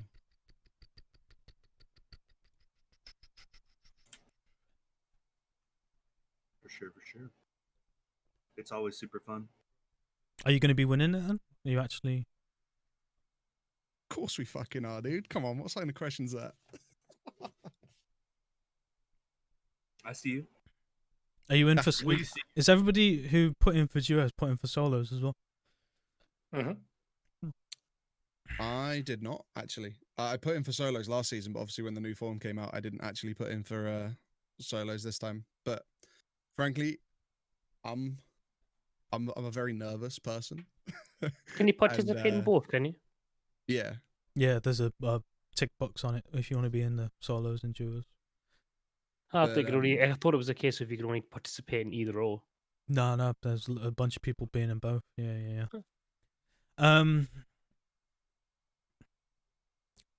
Solos, I feel like there's less pressure on it. Although it is like you're on your own, it's more about like you and the other competitors. Like, I don't know. I think the Aussies have set such a high bar in terms of the bans. It was ridiculous. Honestly, it was just non-stop. It was a blast all the way from start to finish. I managed to catch the first hour. It was really good fun. I'm just looking forward to, the future brackets and the dynamic we're going to see of people who are going up against each other. Not just, the fact that they're going to be in a raid together, because having that drama as well, because you seeing on like two screens, you're seeing so and so is about to run into so and so, and then they just walk past each other and don't even see each other. It's just like it's crazy sometimes when that kind of shit happens. But then obviously when people are going against each other in a fight as well, that's good. It's good to see.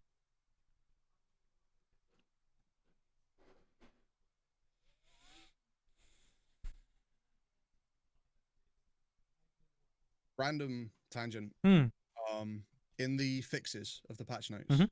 there's a line that I'm actually really happy about, and I didn't realize it was a bug until I actually saw this. Okay. But apparently, bots or scavs, raiders and normal, are always supposed to voice line that they're throwing a grenade as they throw a grenade. Okay. And apparently, it's a bug that they weren't, and that you were just getting grenades out of nowhere. Okay. And they fixed that, so now the AIs will always like yell "Granada" or something as they throw a grenade. Granada, dude. I'll take that. Thank you. I'll take that with a pinch of salt. They're saying they fixed it, but I can't even hear grenades right now, let alone voice lines. So That's what I was I'm- about to say. We need Iron to be able to find his grenade sounds before that even matters. It's seriously been the most terrifying thing of the whole wipe. Yeah. Mhm. With, like when you see these Vogue 17s coming flying towards you at max speed. It's not fun. Just run towards it. Yes, That's literally that's the best thing you can do is just run towards it. it is.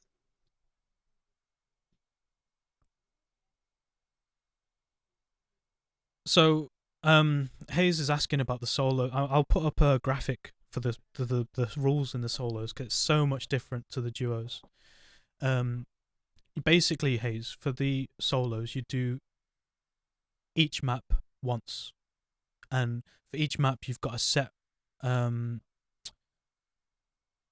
objective. For example, on Interchange, it's gearing up the Gopnik. So originally the plan was a battle mod will come in with you naked, right? And your quest was to gear them up, and you'd get 1 point or 2 points per slot filled on your Gopnik, which was like a guy who's passive, basically like a bit like Protect the President. He's gonna have a pistol, but and you have to direct him around over comms, right? And you tell him whether he's clear to engage to shoot. Imagine you get into a fight, right, and your Gopnik kills someone. You can't get awarded points for that. So it's up to you if you tell them you don't have permission to fire, right? Or you risk losing the fight, and you get points per gearing them up. So a point for a rig, point for a helmet, point for contacts, face covering. That idea got scrapped because of the number of battle mobs available. So right now, gearing up Gopnik on Interchange is taking a tent bag and fill it up with a rig, a helmet, a gun, a pistol, a scab, like a scav knife, and you get a point awarded for each piece of gear that you have in your bag. And obviously points for extraction, PMC kills, tags, scavs. So that's an example of the rule set. Shoreline, I've forgotten the name of it, but LAN party, that's it. And you're basically building a computer. You have to go around, still same again, points for extraction, PMC kills, scav kills. When Shoreline boss gets added, you're going to have bonus points for him as well. But the objective is to find computer parts, one of each. So you need PSU, graphics card is bonus points because they're a bit rarer. CPUs, working LCDs, everything else in between. So each map has a specific set of rules. Reserve, you've got a list of items that you need to go around the map and drop. So you need to take a scope Moses and take it up to Dome, drop it there. You need to compare it to contacts, drop it on the seat of the heli. There's a carton of juice you need to take up to one of the towers. You get double points for extraction and hermetic. That's one of the points that we're going to be talking about tonight. There's currently double bonus points if you extract with a hermetic or D2, because manhole's so easy to extract at, and the cliff descent is also very easy. I just feel like it's too easy. So hermetic had double bonus points. D2's currently got double bonus points, but we're thinking of removing that as well because it was such a hot spot initially when we first started, because everyone was playing reserve. That's the reason why D2 was given double. But last night as well, a lot of the feedback was D2 is far too easy to get It's to. way too easy. Yeah. So that might be changing. Who knows? What about train? No, nothing for train. because Should be 10 times the points. no, because it's 30-minute time limit on each. Oh, so the Yeah. train won't even leave No, by the time no. your time's over. Each map is 30 minutes. They're thinking of reducing that as well, because although 30 minutes on each map means 2.5 hour playtime, the actual broadcast went on for over 4 hours last night. So it was kind of just trying to condense that down a bit more. Do you know what I mean? So we might even see a reduction in time there from 30 minutes.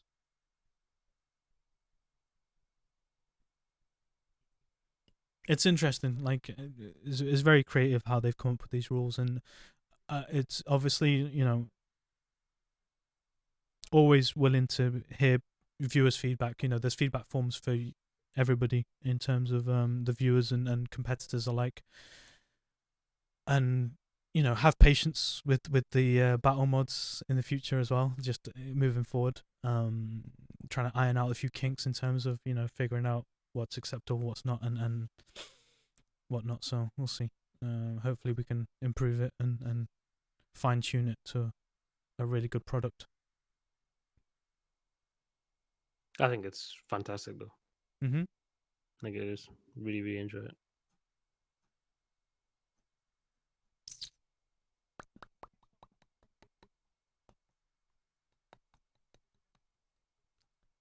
Is there anything else to talk about? I think we've covered pretty much everything, haven't we? Pretty much it. Yeah. Army bandages. Anybody try them this week? Fuck off trip. Did anybody try them? You Yeah, got those Arrows army that how that broke, that he's got 3 med cases full of IFAX, but he has to use army bandages now. That's how broke he is. actually getting fucking roasted. Do you know what? But yesterday as well, we were talking about nades, and he was like, "Yeah, I've only got 2 nade cases full of nades. I'm running out of nades." I was like, "What?" No, I have half a nade case of nades, All right. and That's still plenty of I nades.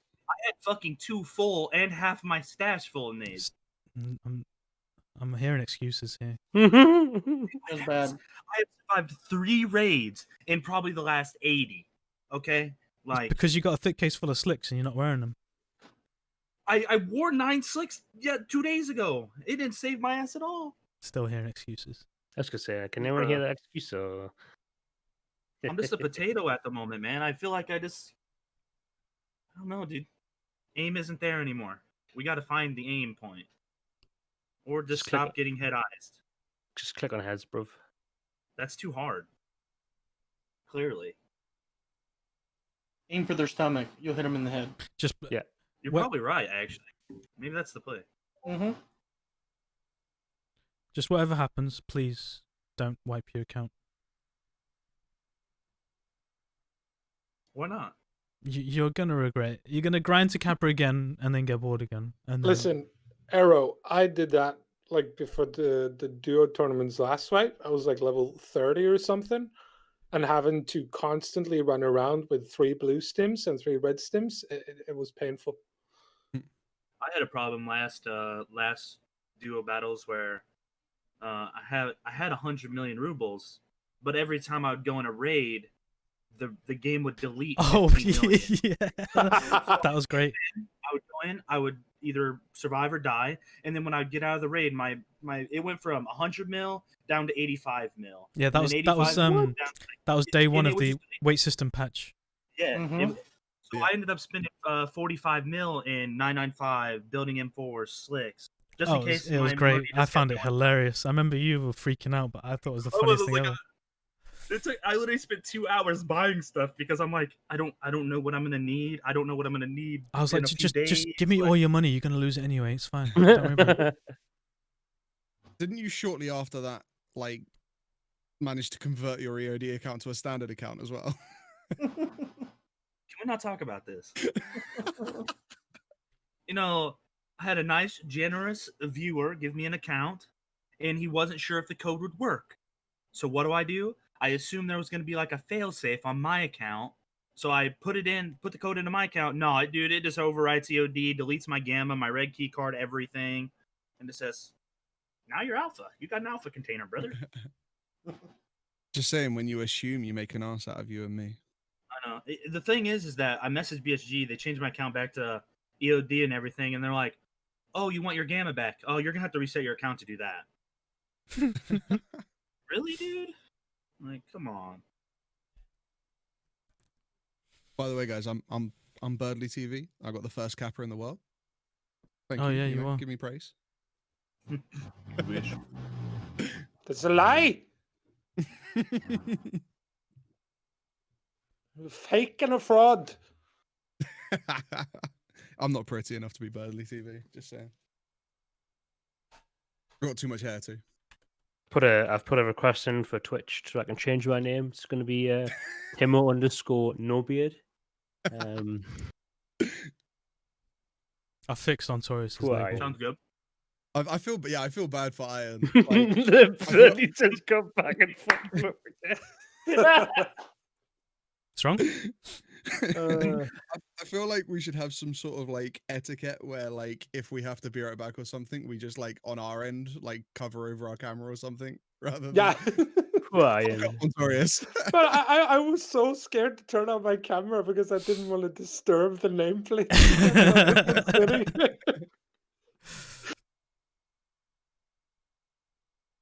I didn't understand that I was the one that fucked it up in the first place, so I was like, I'll leave it off. It's right. Offender fucked it up a few times as well, so Yeah. you're all good. We'll iron out the What do you kinks later on. mean? He messed it up by being here. Honestly, that's Yeah, the yeah. main mistake. Invite only thing, innit? Only one person to blame. Rob. Yeah, the guy top right. 100%. What? Why? Just click on heads, bruv. Well, yeah, you might survive more than 3 raids in a week if you do that, bro. Oh, On be night honest, night I night don't change on Timbuk 24. The number's going up every time. I'm looking. Listen, it's Apollo 13. Let's get it right, all right? No misinformation, please. How are you gonna make content if you can't be in queue for 45 minutes with the new patch? Same as I always do, Babby. Back to your stash. Nixel Deluxe content. Premium. I still can't. Me- I'm just saying, you still haven't shown me a successful run with the Nixor Deluxe. Well, yeah, because, you know, Bitbot is a 'cause he thing. hasn't lived. Imagine blaming your revenue source for your Innit? survival, right? I can't believe I've not survived like the last 45 raids and I've made like 75,000 bits and shocking that. Selfish. Wait a minute. Rob, you make 75,000 bits in 40 raids. Yeah. Yeah, Innit? yeah, man. Fucking hell. Have you not heard I quit my day job?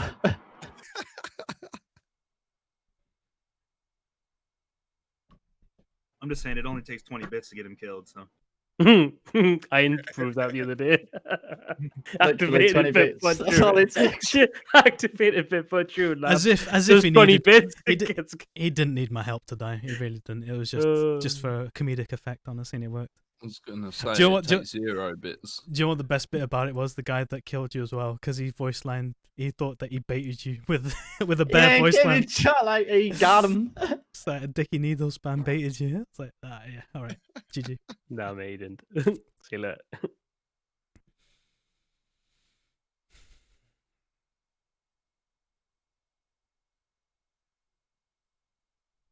What do we think of these new stims?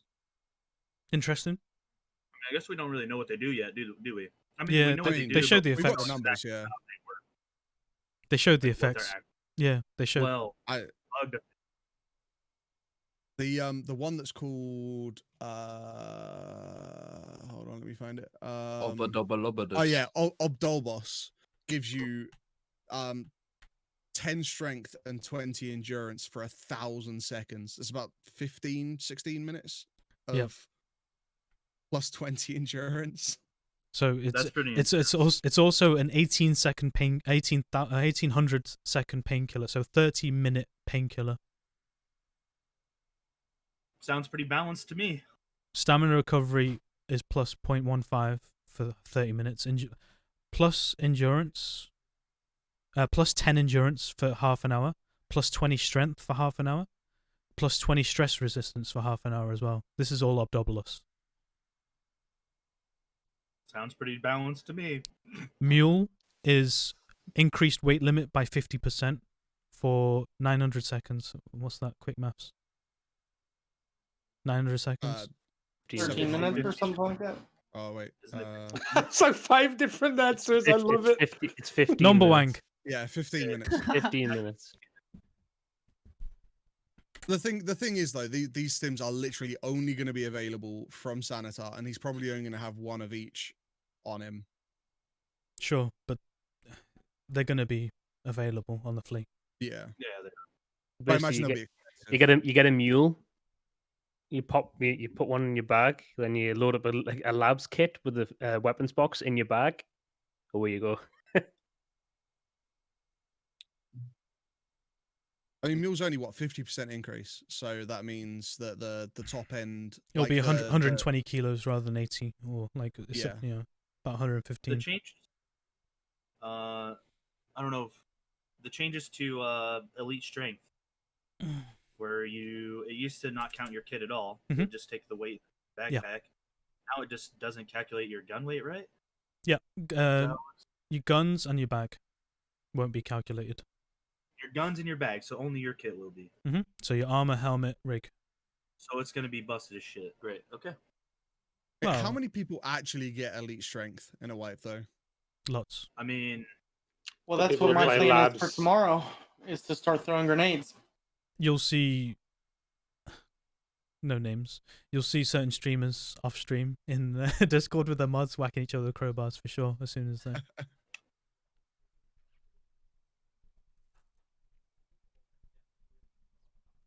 I think I'm like strength 5, maybe I 6. think I'm strength 6. I think.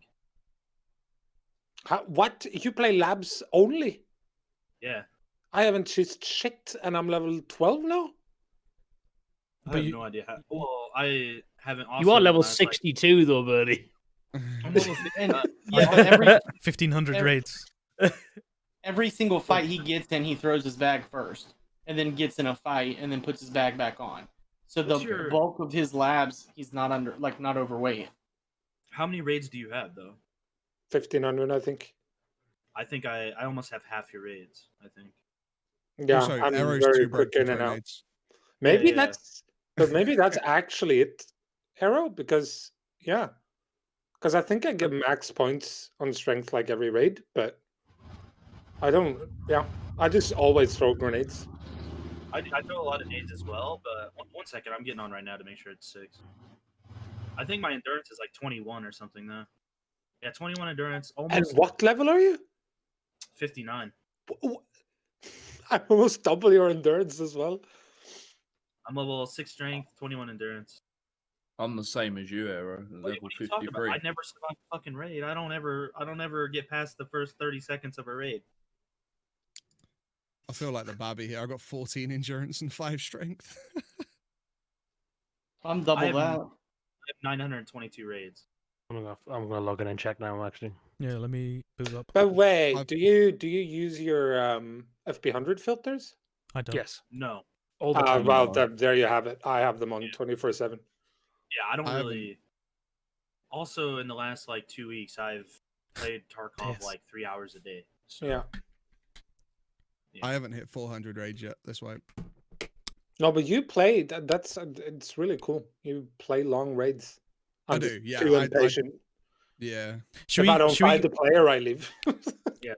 Should we give Aero a mission to make Tarkov enjoyable again? Should we ban him from Yeah, let's labs? hear it. Should we ban him from labs Yes. till the next Yes. podcast? I had to tell this to DJ today as well. Like, but you of course you run into head dice on purpose. Just play something so on the map. I was in chat as well when he said that, and he's like, I don't enjoy the other maps. I was like, but you enjoy dying within 30 seconds head eyes on labs? Discuss. Expand. Go on. I think we're in the we're both at like. Oh, I feel like labs is the only map you can constantly go to, and 100% of the time you're gonna run into PvP to a certain extent. I mean, I the completely amount disagree. of time I go to interchange, I run around that fucking map for 30 minutes, and I don't see anybody. I don't hear a gunshot. I don't see Killa. I don't see anything going on. Again, it's Like- expectations, because yesterday, like the runs that we were doing with Philbo, it was packed, jam packed. Well, there was I squads only everywhere. did- Like sometimes like when we squad together and we're playing other maps, we'll load into customs or reserve. Wait, what just happened? He Oh. muted himself. Oh no, accidentally. it was the game took my push to talk away because I'm booting my game up. Oh, okay. Like we'll play other maps like customs or interchange or reserve, and if there's not a fight in the first 2 minutes, you're like, oh, it's a dead raid. Yeah. Because you're so used to labs. Yeah. We go to factory to farm him a Pestily mask, and we're like, we gotta wait to the end. We gotta wait to the end because that's when it'll happen. And he's like, oh, it's been 5 minutes. I'm bored. I'm leaving. Every raid we at least did 12 minutes. Every raid.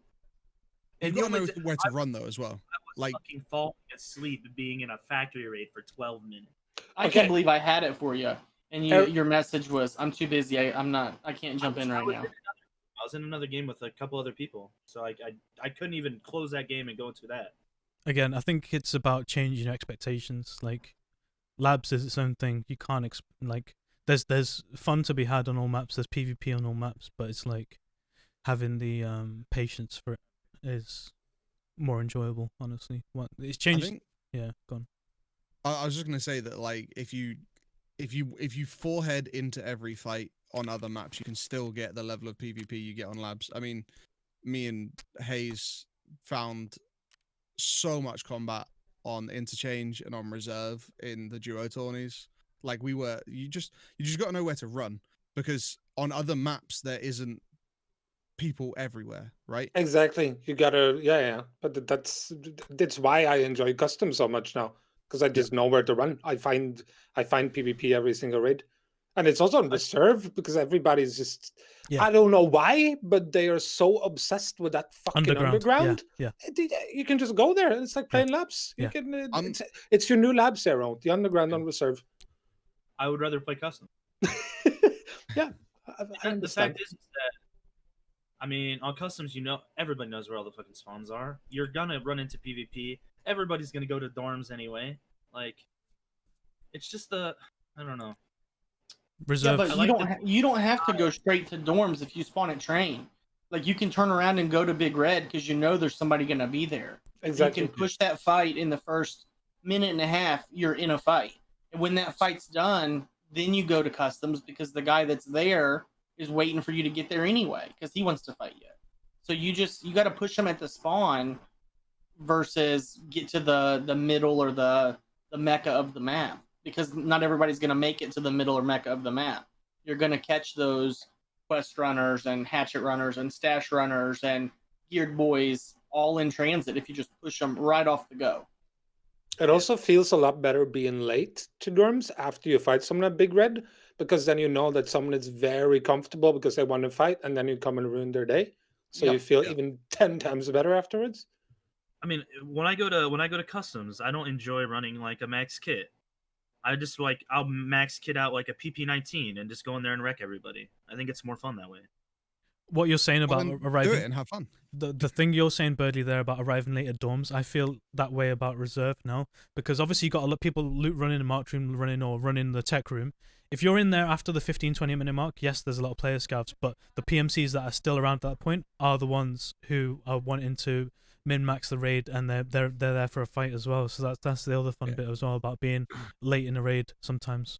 Yeah. And it's the opposite of being late in a raid and labs, because the people who are late in a raid and labs aren't there for a fight; they're there to rat the leftovers. Yes. And it's that changing mentality for other maps. Same again for interchange. The people who are in and out quick are the ones who want medroom, they want tech, and they're out, or they're farming killer, they're out. The ones who are there after that 10-15 minute mark are the ones who are staying for the fight. Oh, BSG really needs to fix the alt F4ing and loading in thing. For the sound. No, for just not spawning into raid, but actually still being in the raid and being able to reconnect 10-15 minutes later. Like for rats running labs intentionally late spawning, like by alt F4ing as you're loading into the map, your character doesn't spawn in, and then you reconnect. You reconnect 10-15 minutes later, and then your character just pops into the raid as if. Don't say this public, Timosh. I thought everybody knew about loads. I didn't know about that. Yeah. But people have been doing it to cheese the guide, because obviously 10-minute survival, you just alt F4 as you're loading in, you wait 10 minutes, you load in, run straight to extract, get out, you've got the survival guaranteed. It's Nerds. yeah. I really feel like they need to fix it, but it's like they don't even care. Does anyone want a slice of cheddar with that? Or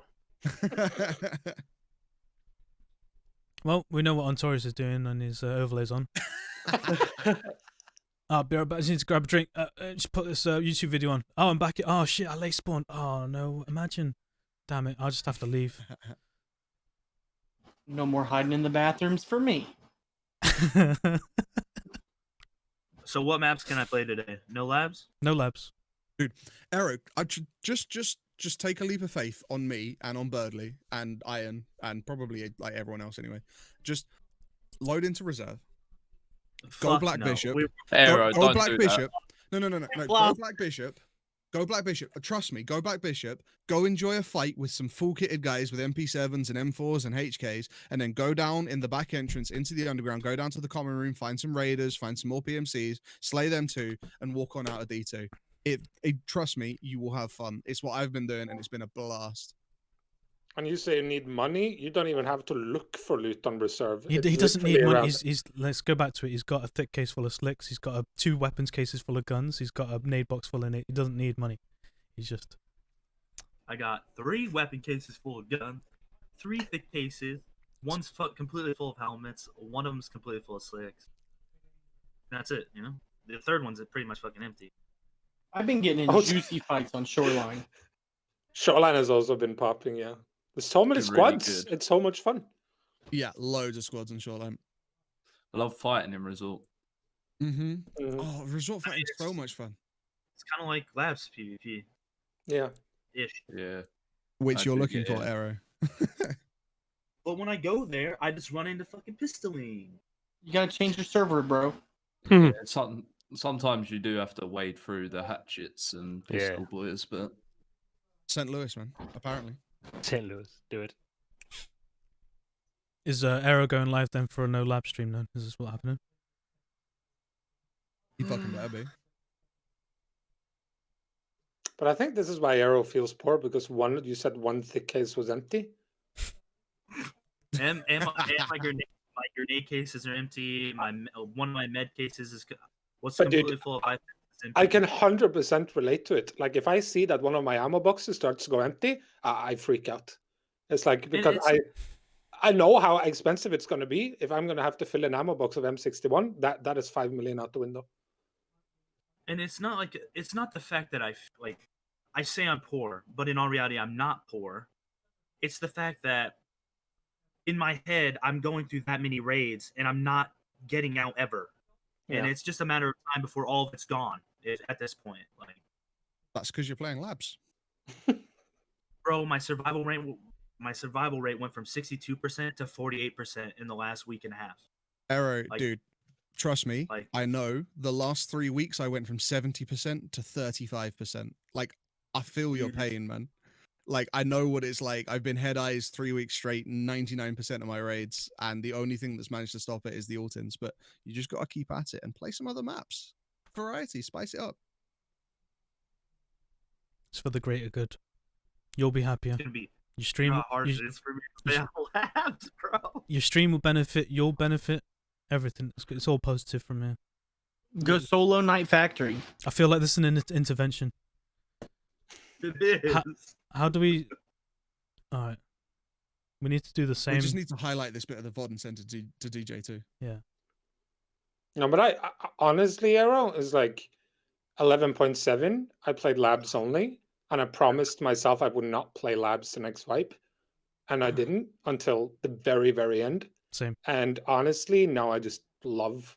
Yeah, I don't love all of the maps, but I still like feel there is so much else to do on other maps. Like me, when Reserve came out, actually going out my way and learning that map and creating call outs and creating that between me and my old mods, I feel like there's a part of Tarkov that I'm enjoying that so many people are disregarding because they hate the alarm, because they hate player scavs, and it's like, if you can stop, like, just for a second, see past that and enjoy it.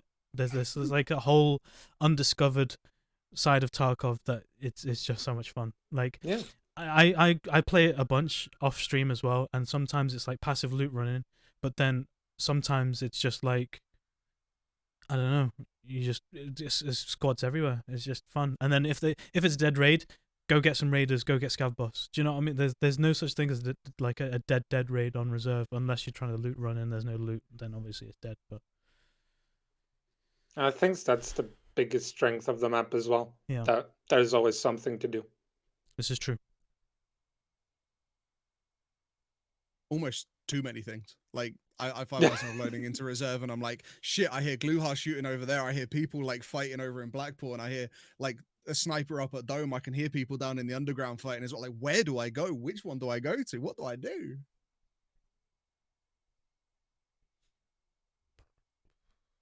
It's just I need to play it more. It's fun. It's just one of them things. Like I don't know it, so you almost steer away from it. It's like the people who don't know labs and who are scared of labs. It's like, yeah, learn the map, but don't rinse and repeat it. I encourage people to learn the map. Do you know what I mean? Much like reserve as well. Or I'm the same for shoreline. Honestly, I need to learn that map properly. Like I know the map, but the actual layout of resort, like which bit's blocked off. If I hear a shot here, like other people can pick out, oh, they're at 222 right now. Do you know what I mean? They can pick out each room numbers and they know the angles. They know which balconies link. I haven't got that map knowledge on shoreline, and I feel I need to break through that barrier of something I dislike and go out my comfort zone and do that. I haven't done that yet with shoreline, and I feel it. I'm gonna make that my little aim and goal for the rest of this wipe, is try and learn the ins and outs of shoreline. Honestly, I'll take you around shoreline, and you take me around reserve. done deal. I'm down. It's some of the most fun, like, or one of the most fun parts of Tarkov for me is actually really learning maps, finding all those little spots. Actually, like, and then it's when you get to the end of it and you go onto a map and you just know where everything is, where like you can place all the audio, and you just feel so satisfied. I'm so excited for Streets of Tarkov for that exact reason. So looking forward to finding all those nooks and crannies and loot spots and shortcuts. Oh, Yeah, I feel you on that one. I definitely need to learn reserve, because at the moment I just run around like a lost chicken, get bored and leave. It's fun. All right, I'm gonna go get food. I'm out of here. Yeah. Thanks for your time again. Thanks for hanging out. Thank you. GG's. Thanks, everyone. Thanks, guys. Stay in touch. Be cool. Anybody live? Anybody going live? No. Nah. I'll be going live in like 20 minutes, so don't worry about that. All right. Who is live? Who can we send people to? Let's have a look. Pull up Twitch it up.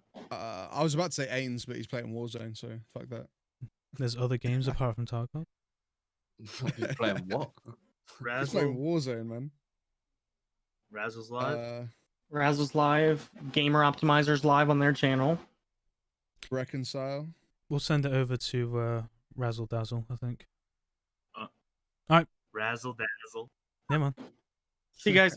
All right. Make sure you spam exclamation mark giveaway in his chat, please. And I'll see you guys later. Take it easy, guys. Bye. Peace. See you later, boys. Bye. All right. Let me do this. Should we put it on a? I need is a stream ending screen. All right. That was that. Make sure you go give the guys a follow. Anybody who's still in chat. Thanks again for hanging out. Apologies I wasn't keeping up with chat fully. I'll do my best next time. We'll be meeting again. Similar time in about 2 weeks. Yeah, no more labs. We got another duo on Thursday and more solos on Saturday. Like I said, stay in touch. Twitter, Discord, all that. Make sure you give all the rest of the guys follows. Let me do this raid as well. Solster, thanks for the follow. Razzle. What's Razzle's name again? It's Razzle Diz.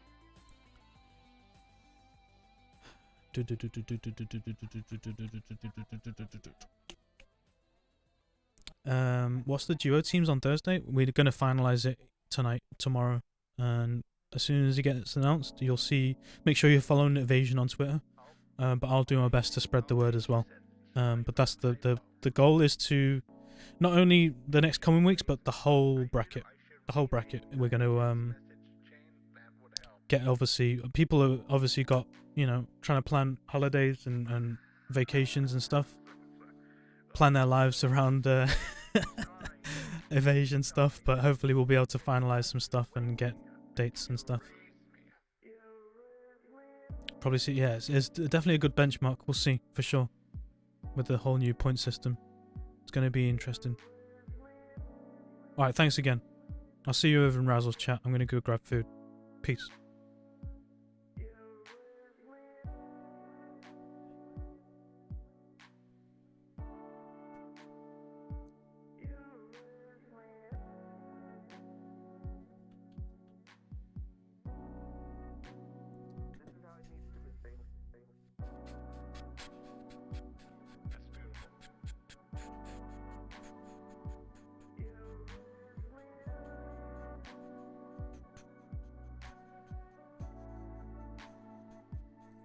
Right.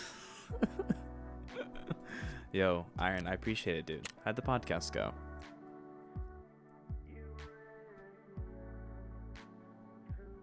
How'd the podcast go?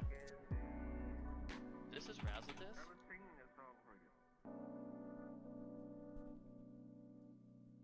Yo, Hayes, thank you for the follow, dude. Thank you. Nah, he's really good. Oh yeah, really good. My ass. Giveaway? There's no giveaway. There's no giveaway. I keep forgetting to take out that command.